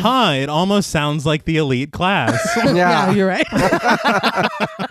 Ham-fisted. I remember. But now able to see, the sergeant skulks around hedges cautiously, becomes face to face with the Hanover sisters. They attempt to slice and dice, but their swings aren't so nice. And after a struggle, the sergeant commits murder twice. That was very good. Thank you. I was so underwhelmed. Yeah. I thought these were their things. Literally. Yeah. I thought he was done for. I was like, It's oh, the Hanover sisters. Yeah. and they're gone. Okay. Yeah, that's it. Yeah. That was it. Sad. But he collects both of their glasses and brings them back to the group. When he sees the elite watching him, he fires into their window and they freak out even though they know it's bulletproof. They're Yeah. like, heavens to Betsy. Like, they were not equipped to handle that. Not at all. But reconvening with the group, the sergeant tells them that he took out 4 of them and there are 3 left. He gives Liz a pair of goggles, and when she sees someone approaching them, she lights them up. Through the goggles, they see the other 2 purgers getting the fuck out of there. They left. So they're like, let me out. But Callie asks if it's over, but the sergeant tells them to stay down. The elegant woman makes a phone call, however, telling whoever it is on the other end that they need help now. She says they've killed 5 of them. Okay, then can I get my fucking refund? You Seriously. really? Now you're going to call for help. What happened? I thought y'all were elite. Yeah. I thought you were coming in here to put me in my place. What happened? They Yep. are. Now you're dead. Yeah. You can't swing your knives around anymore. They loved them. Yeah, and then 2 of y'all ran off. Fantastic. I feel like we should be able to get their money Absolutely. and go home. This isn't like a contest. Yeah, We won the auction, I yeah, think. well. It's like free parking in Monopoly. But suddenly, all the lights come on, so they take off their night vision goggles. Through the door comes over a dozen men in suits, armed to the teeth. Liz is out of bullets, and Ava just holds her daughter's hand. The sergeant gives a pep talk that kind of takes the pep out of their steps. They're not going to let us out of here. You have to make them earn it. He's like, we're going to die. Yeah. Well, That's not the way we're just trying to be realistic. He is. This is the end. Yeah. So Right, that waitstaff is pissed. they were. But Shane apologizes to Liz for everything. And Liz confesses, I love you. I need you to know that. But suddenly, through a door that I didn't know existed. That's what I'm saying. Literally, no one is cautious of this door. That's directly in front of / behind them. He's like shushing everyone behind him. He's like, no, I think I got this. Some man in a suit fires right at Shane, mortally wounding him. The way that it only hit Shane and the way that it Yeah. was so fast, it literally made me think of Kenny from South Park because it was like it was only for him. It's like he has the worst luck. Literally, Yeah. the sergeant's back was to the door, And he's the one Yeah. that killed all of y'all. Yes, I guarantee if you kill the sergeant, then you can. That's it. But yeah, Well, no, no, it doesn't matter. he's clearly the strongest fighter. Yes, you know? but let's get the guy with a shoulder Shane wound. literally has done nothing productive. He's just sitting there kicking his feet. It's Take out the sad. hurt guy. Yeah. Why? He only It had was- 50% health. It was like, and I know this was right on the heels of I love you, I need you to know that. And I know I was supposed to Be sad. be sad. Yeah. But it was comical. Oh, it was, no, It yeah. was like, I was like, God damn Yeah. it, dude. I know it's supposed to be meant as a shocking moment. Yeah. And I was shocked. But I will was say, shocked too. Shocked that it was funny. yeah, because that dude sneaking in is the funniest thing I've ever Yeah. seen. And the fact that it is only Shane. Yeah. Only. You know, it could have been better if like they had that speech, they do that together, and then they go and they really try. Yeah. And then Shane dies. Yeah. Instead, Oh, yeah, he's just yeah. like, I don't So even he have a gun. Yeah. He's like, make him earn what? Yeah. He's like, just give it away, guys. He doesn't know what's going on. They're hunting us. Yeah. No, those are real bullets? Oh my God. Oh, But the group stares on in horror as Liz sobs, cradling the body of her dead husband. But suddenly, explosions are heard outside. The elite are confused by this, and a voice over the intercom reminds all purgers that explosives higher than class 4 are prohibited. They say, you will be prosecuted. What? How are you keeping track? I don't know. I'm I so confused. Who threw it? I don't know. There's no way. And the keeping track thing is what gets me at the truce at 7 a.m. Yeah. Yeah, we all know the rules. yeah. You will be prosecuted. But a flashbang blinds the rest of the tuxedoed mercenaries, and another group joins the fray. A man in the front fires, killing the rich men's guards. This is the Stranger, played by Edwin Hodge. You all remember from the first film. Oh, okay. Holy shit. All Yeah, right. he's joined the resistance. Hell yes, dude. That's pretty cool. That is cool. All right. Okay. I was just so excited because I've literally been waiting for them to show up for the entire film. I wanted to see Michael K. Williams not on a screen. Yeah. I was like, please let him not have done his whole role via green Yeah. screen. Right. Show up. And boy, does he show up. He does. But the elite scurry away for their own safety as the Stranger leads a group of his men through the sneaky surprise murder door from a minute ago. He tells the group that they're here to help and orders his men to take positions. They engage in a firefight with the business boys, and the Stranger kneels down to Ava and Callie. They ask who he is, and he says that he's nobody special. They're just a group of people who don't necessarily agree with the Purge. Callie recognizes the logo on his jacket. These are Carmelo's men. And on cue, in walks Carmelo with a machine gun. He shouts, "Fuck the new founding fathers," firing his gun in the air, and he continues, "Fuck you, fuck your money, and motherfuck the Purge." I'm Yes! glad. Yeah, this is fantastic. Really? He's chewing the scenery, man. I loved it. Yeah, I this had no punch for me. it's Michael K. Williams. Yeah, I think I'm just That doesn't probably mean biased. to me. What All right. it means to you. I really was waiting the whole time for him to show up though, because it's so early on. It's the foundation has been laid for it. Yes. I think that's the problem, though. It was too. It was predictable. Yeah, it I was was. waiting for it, and then it was like, oh, here you are. Well, Okay. I mean, their timing isn't great because Shane kind of. Well, yeah, but fuck him though. So You're getting out of here 30 seconds before now. Yeah, I mean, I should have left him in the trap. He's like, he's still just screaming out the street. Mrs. Pommel Horse. I'd like to get down now. But the stranger calls Carmelo over and he kneels down too. Callie says that she knows him, quoting one of his videos. We are outraged and we're fighting back. Carmelo says that it's nice to meet her too. Ava says that there are a lot of them out here, but Carmelo tells her that there's more of them and they're pissed off. It's time for them to feel what it's like. That is a little subtle. Mm-hmm. Carmelo Johns for president? Yeah, oh, absolutely. I also liked that he was nice to Callie because I was like, sometimes you should meet your heroes. Yeah. You know? He's like, have a lollipop or whatever. Yeah. He signs her shirt. It's cool. It was awesome. But he says change only comes when their blood spills, and the stranger tells them that they might want to get out of here because it's going to get nasty. Why is everyone describing it as nasty? yeah, I don't know. It's almost like no one says that. It's almost like one person wrote this and speaks like that. But the sergeant tries to coax Liz away from Shane's body, telling her that they have to go. But through her tears, she looks up at him and says, I want to purge. This is music to Carmelo's ears, and the stranger says that they'll take care of her. I loved that. That's fine. I don't know. I don't.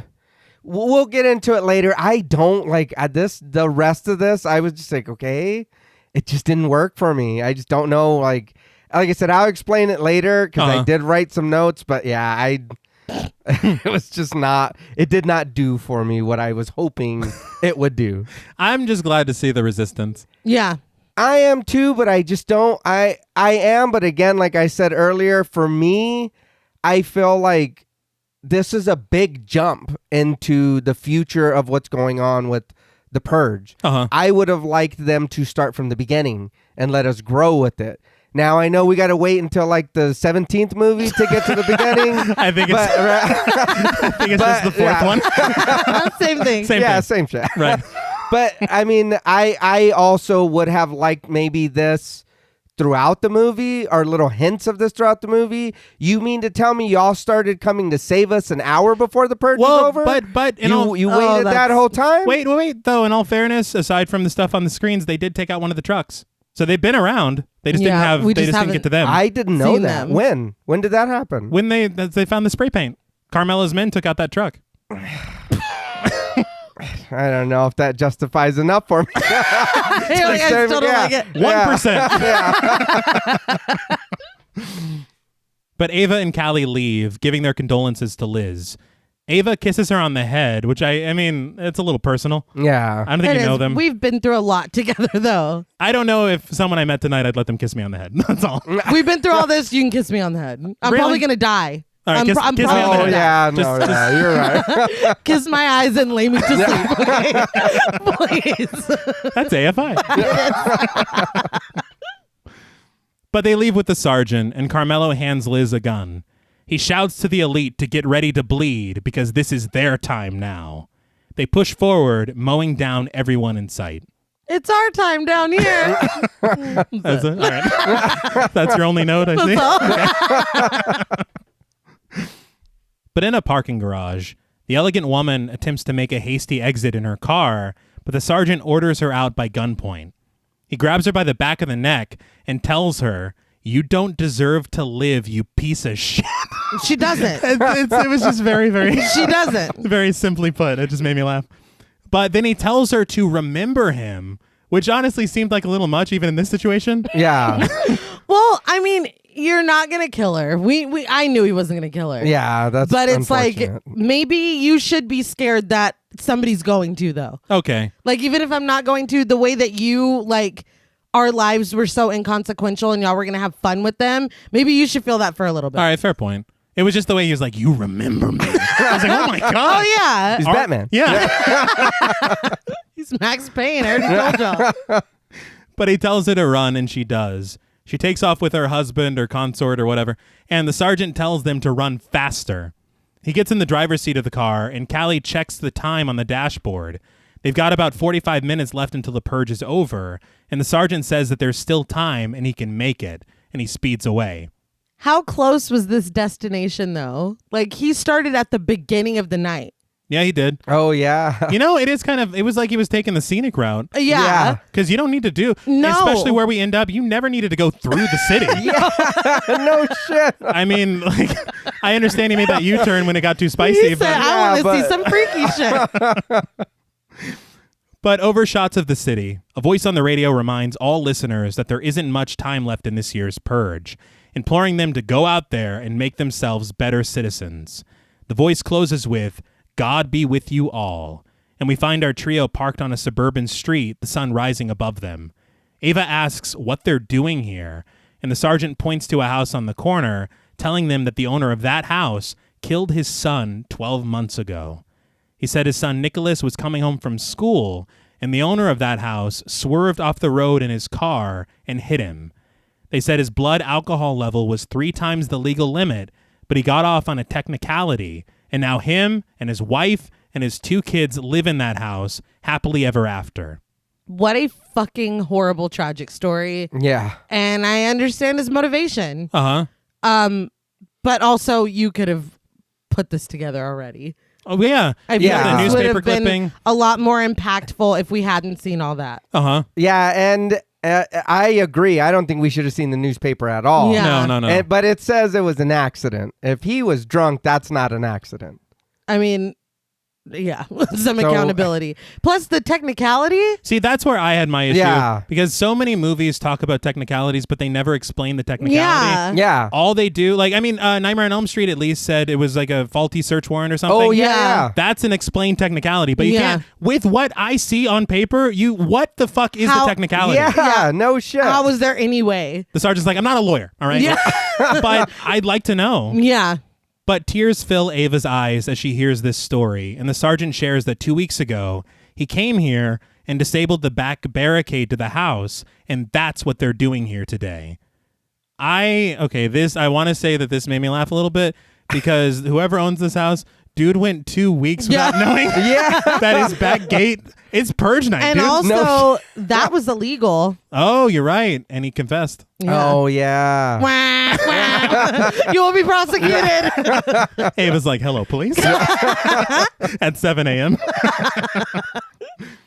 But the sergeant tells them to both stay in the car and to stay safe. Sorry.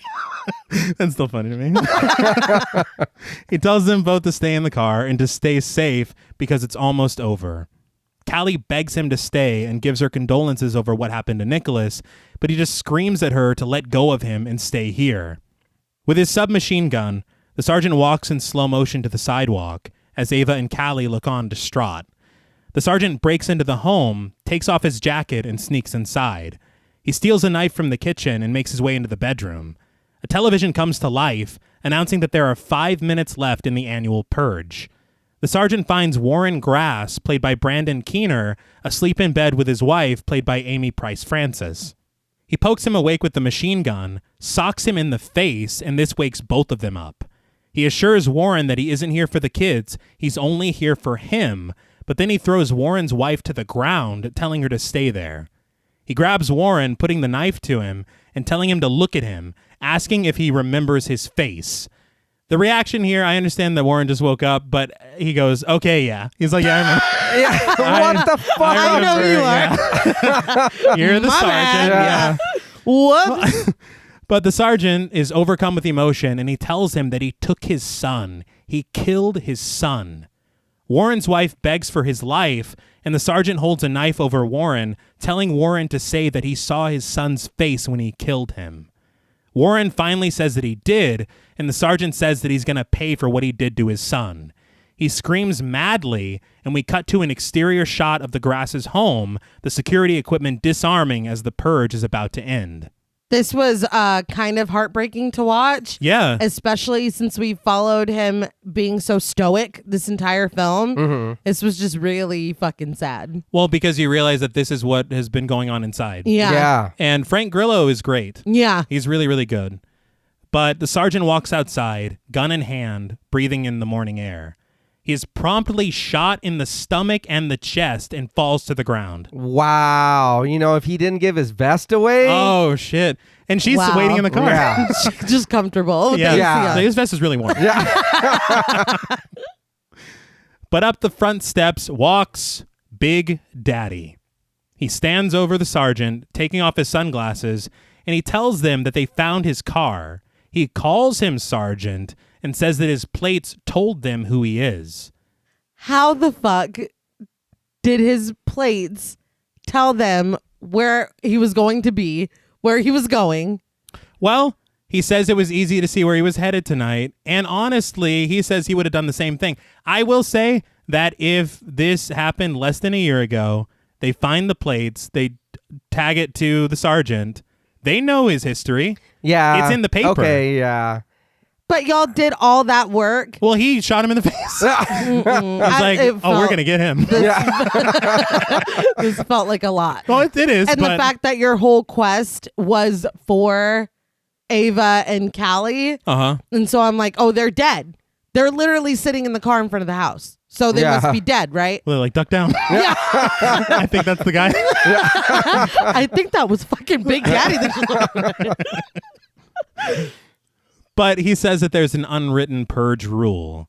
Don't save lives. Tonight, they take lives and make things manageable.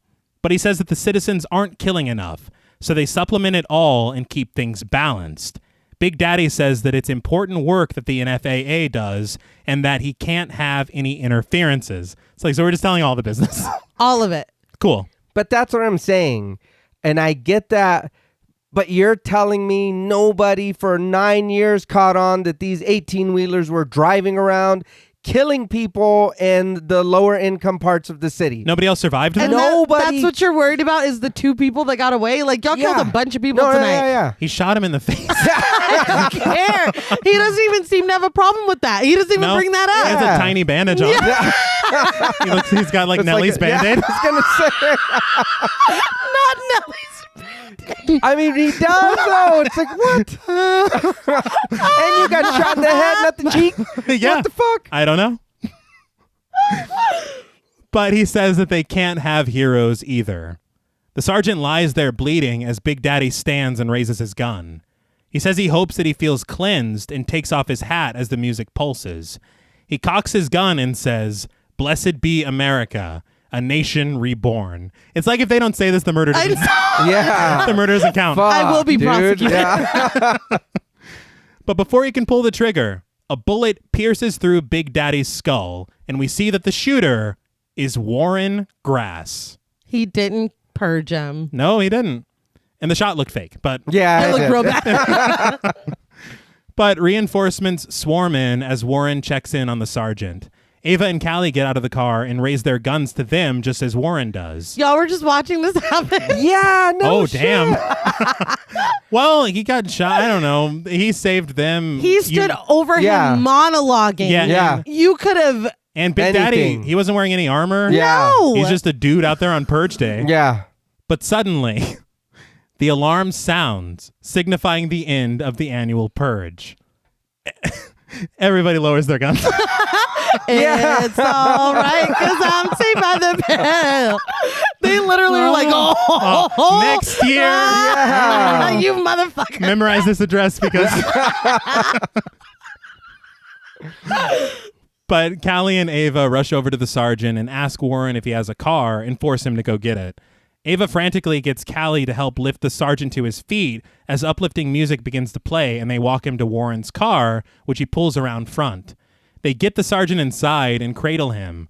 Warren turns around, and instead of driving, he's like, "Look, the hospital's on fire. We'll be there in a few minutes." They're like, "Drive!" Go. Yeah, just go, dude. He's like, don't even worry, you guys. Yeah, they actually called me the best driver. And I was like, dude, go. Can you imagine the hospitals at 7 Oh my a.m. the night God. after the Oh, purge, man. Well, all emergency services are just switched back on. though? Yeah. So, like, everything. Yeah. But through tears, Callie tells the sergeant that he did it. He saved them, and she asks if he'll just let them take care of him. Without words, he grabs and holds Callie's hand.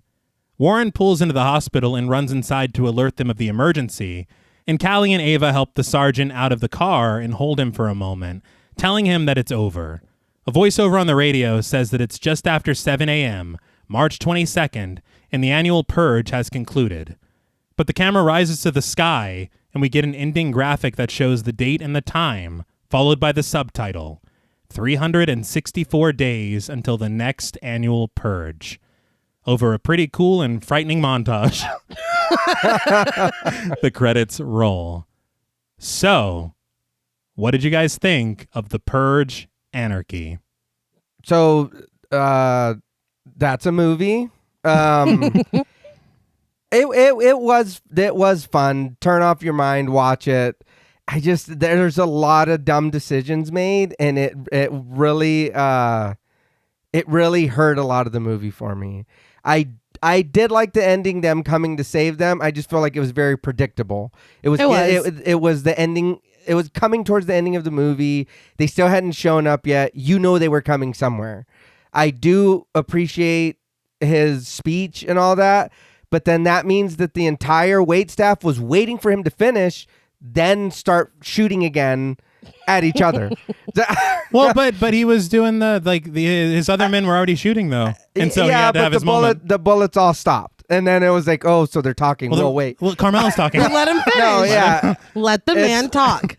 I would have liked them to be a little more present throughout the thing. Maybe even if we end up following them instead. And then it's like, okay, these people at the beginning of the movie got themselves into a predicament. Now we see them come in, and then we are watching them trying to save as many people as there are, and then their paths get crossed. Now we end it with whatever. But I just didn't see enough of them for me to be like, yeah, you know what I mean? But a lot of the characters were like that, and I was like, I was like, damn, because I really wanted to be outside of the house on Purge Day. Let's see what's going on. But and then the cliches constantly, I was like, oh my God, everything in this movie has to be something that's like over the top. I was like, geez, man, you guys. I was like, please, Purge, please. But it is a fun movie to just put on and kind of just watch for what it is. It's a Purge movie. You know what I mean? Yeah. Some things didn't work for me. Some things did. But I would even go as far as saying is if you've never seen these movies or you've never seen this one, watch it. You know what I mean? Pick it up, rent it, whatever, and just check it out. You know what I mean? You might have fun with it. You might, same thing, sit there and be like, oh, no, I see, you know what I mean, what T was talking about or whatever. Like, it is a Purge movie. Yeah. And if you don't go in expecting more than that, then you're fine. Like, that's just what it is. To me, anyway. No, I agree. I feel like there's nothing... It's not amazing. It is a step up from Purge 1. Yes. For me, though. Like I had said earlier, I appreciate the commentary. But I would have also appreciated a little more subtlety in the commentary. Yeah. I would like just someone... I guess we got the sergeant, but when you're surrounded by so many other people, it's just not enough. Just smarter characters. Yeah. I would like a better reason for, I guess Ava and Callie didn't have a choice to be outside on Purge night, but why were they pulled out specifically? I don't know. We never get an answer to that. Don't. Fucking Liz and Shane, take your fucking asses home. Yeah. What are y'all even doing outside? I mean, it's just foolishness. And it feels kind of unearned, you know? Yeah. When it's like the only reason that they're out there is I would like a reason that I could relate to, because 99% of the people watching these movies would not be outside on Purge night. No. So give us a reason to see for ourselves. That's why I was like, oh, the dad, they're going to go try to save him. If I had to go out to try to save one of you, that's a reason to catch me outside on Purge night. Yes. You know? Not because, oh, we're going to go visit my sister or whatever. Like that is, that's absurd. And we didn't even see what they bought at the grocery store. No, it's ridiculous. I didn't see blueberry mini wheats. I didn't see, no, there was nothing in there. You need to calm down. What? We're not sponsored. Not yet. Not yet. Not with that attitude. But yeah, I had a lot of issues with it. But like you said, at the end of the day, this is when you hear what the Purge is, this is what you expect. You Right. know, that scene at Tanya's family's house Yeah. was really extra credit for me. That was above and beyond. It was a treat. So I can't say it's exactly what I was expecting, but aside from that, a lot of it is very predictable. I think it kind of falls into that idea of the throwback to those kinds of movies. Yeah. And I feel like it works well in that way, but then as well to modern audiences, it is a little cliche. Yeah. Is a little predictable. That scene you're talking about, I was caught off guard. No, yeah. Yes. Quite Yeah. a bit. But I think that it does what a sequel should do. It kind of takes what was before and improves on it. Yeah. And No, so, yeah. I mean, that's always good. I think it's entertaining. May not graduate from good to great for me Yeah. because of those issues, but I like it enough. Yeah. No, it's a turn your brain off. It's fine. It's, you know? yeah, it's a fun movie. Yeah. It was fun to talk about, I'll tell you that. Yes, Oh, it no, was. yeah. But I guess that can lead us into ratings. Mhm. I will say the concept of the Purge is legitimately unsettling to me. And I think that kind of helps these movies a little bit because I put myself in the position of these people and I'm like, what? Well, and it hurts it as well. Right. Because Yeah. I know what I would do and I know what I wouldn't do. Right. But it's also thinking of the concept of being like, even just the small moments, working in a restaurant on Purge Day. What the hell is that like? Yeah. Yeah. You know? And the sad reality is that's what it would be. Yeah. No, Like, yeah. I feel like maybe that concept of it hits a little too close to home for me because we would be the people that still have to work. Absolutely. Or, you know what I mean? And that's terrifying. Yeah. Yeah. And so, I mean, seeing that, and then that's the other thing is the switching of the viewpoint. I loved the actors in the first film. I cannot relate to their life Not at all. at all, but I can relate to working class people Yeah. and people that are trying to just live their fucking lives, not take part in any of this bullshit and getting roped into it. Yeah. Yeah. That is a very smart shift of perspective. Right. Also the cast. I love the cast, diverse cast, great actors in the cast. I think I would have liked more character. Yeah. For sure. That would have helped a lot. I did like some of the set pieces, I said. Decent ideas. There's something very interesting about the chaos to me because I personally, this is like my nightmare. Yeah. And I'm just a homebody that wants to just hang out and watch some movies and stuff. And eat blueberry frosted And mini eat- wheats. Yes, they're delicious. But on the negative side, god damn is some of this on the nose. Yeah. We get it. Like we got it. And it's so funny that they have to do that little prayer every time. Yeah. It's like we got it, guys. I do want a little more by way of the script, and we talked about subtlety. We talked about character depth. The what is going on with Shane and Liz? Yeah. I really like those actors, and I thought that if you have them, you gotta give them something better to do. Yeah. Yeah, because really, if you think about it, they're there for him to die later and Yeah. then her be like, I want to purge. That's yeah. it. Come on, let's do it together. Yeah. That's it? That's Yeah. all? That was the only reason you were here? And to be held hostage by dude in the apartment. Yeah. Those Yeah. are the only two things. Because if you cut them out, nothing changes. Yeah. Yeah. But we would not get that great fucking moment of him getting caught in that trap. Because those top 3 moments of the film Oh, for me. fuck. That's great. I should have mentioned that on my positives. No, but I mean, at the end of the day, I think these Purge films, they're fun. They're turn your brain off, enjoy, just watch it. I will say, they're very cynical. Oh yeah. Yeah. I'm as a person, I'm becoming less and less cynical of the world. I've fallen in love. It's no secret, and I feel like these don't appeal to me like they used to.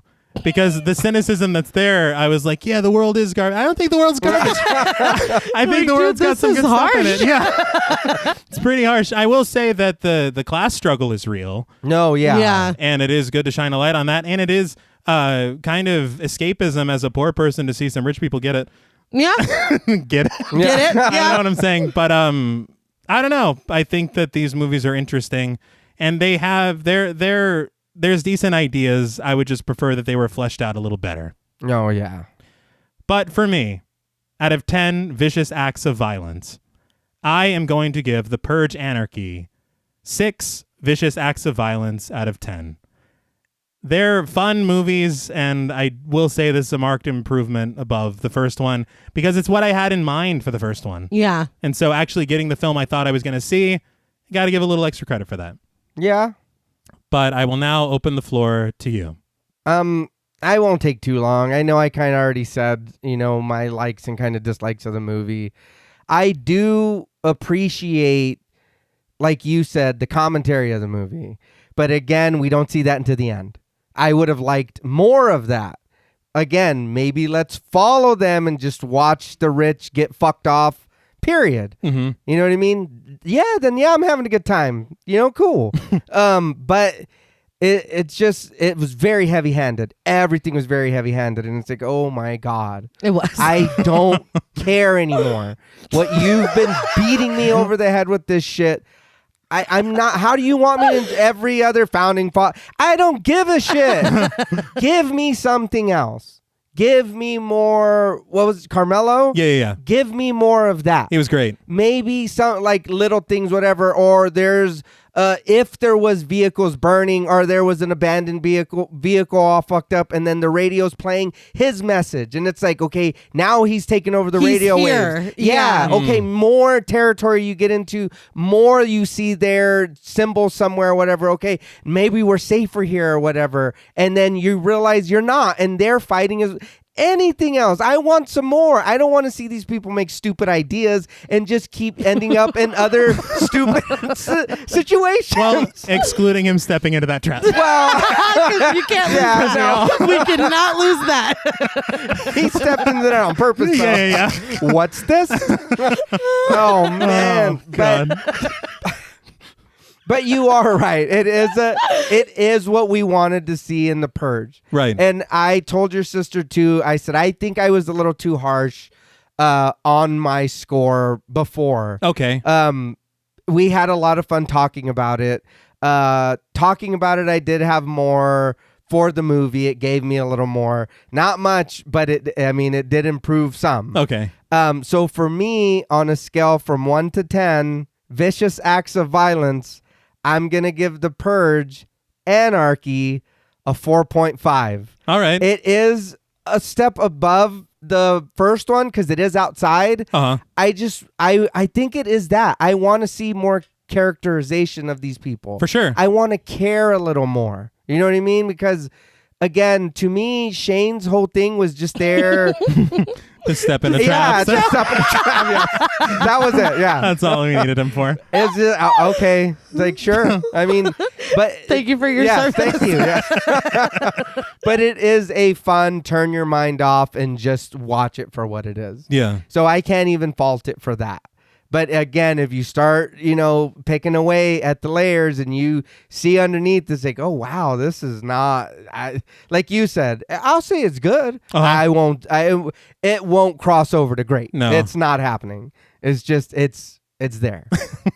Yeah, I agree with that for sure. It's not great. It's not amazing, but I think it accomplishes what this premise sets out to do. No, yeah.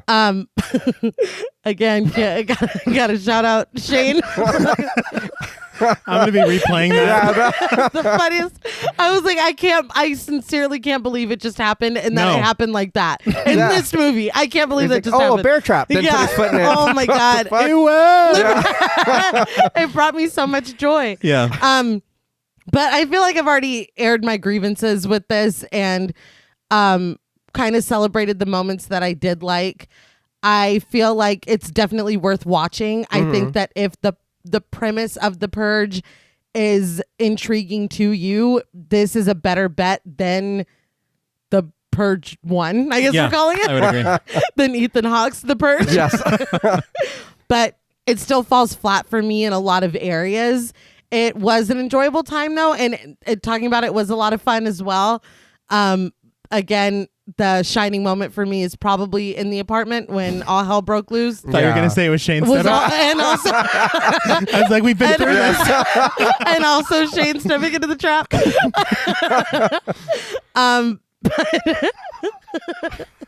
All that being said, on a scale from 1 to 10, vicious acts of violence, You got it. I also gave The Purge 6 out of 10. There's The Purge Anarchy. Yeah. Yes. 6 out of 10 vicious acts of violence. It's not a bad movie, but it's not quite where I would like it to be. It does make me hopeful for future installments. Yeah. Because I was told that it gets better, and for me, it did get better. So, I mean, let's see what else is coming. Yeah, it does get better, but I hope you all are hungry for ham fist. Ham again. Damn it. God damn. Well, that's all from us at Pod Mortem. What would you rate The Purge, Anarchy, and what should we watch next? Let us know on Twitter at the Pod Mortem. Don't forget to follow us on Instagram and like us on Facebook. Be sure to follow each of us on Twitter at TravisMWH, at Blood and Smoke, and at RealStreeter84. Please consider pledging to our Patreon and stay tuned until after the music for a special thank you to our Wendigo Getter patrons. And remember, revenge can never give you back what you lost, but compassion can give you things that you never had. Until next time.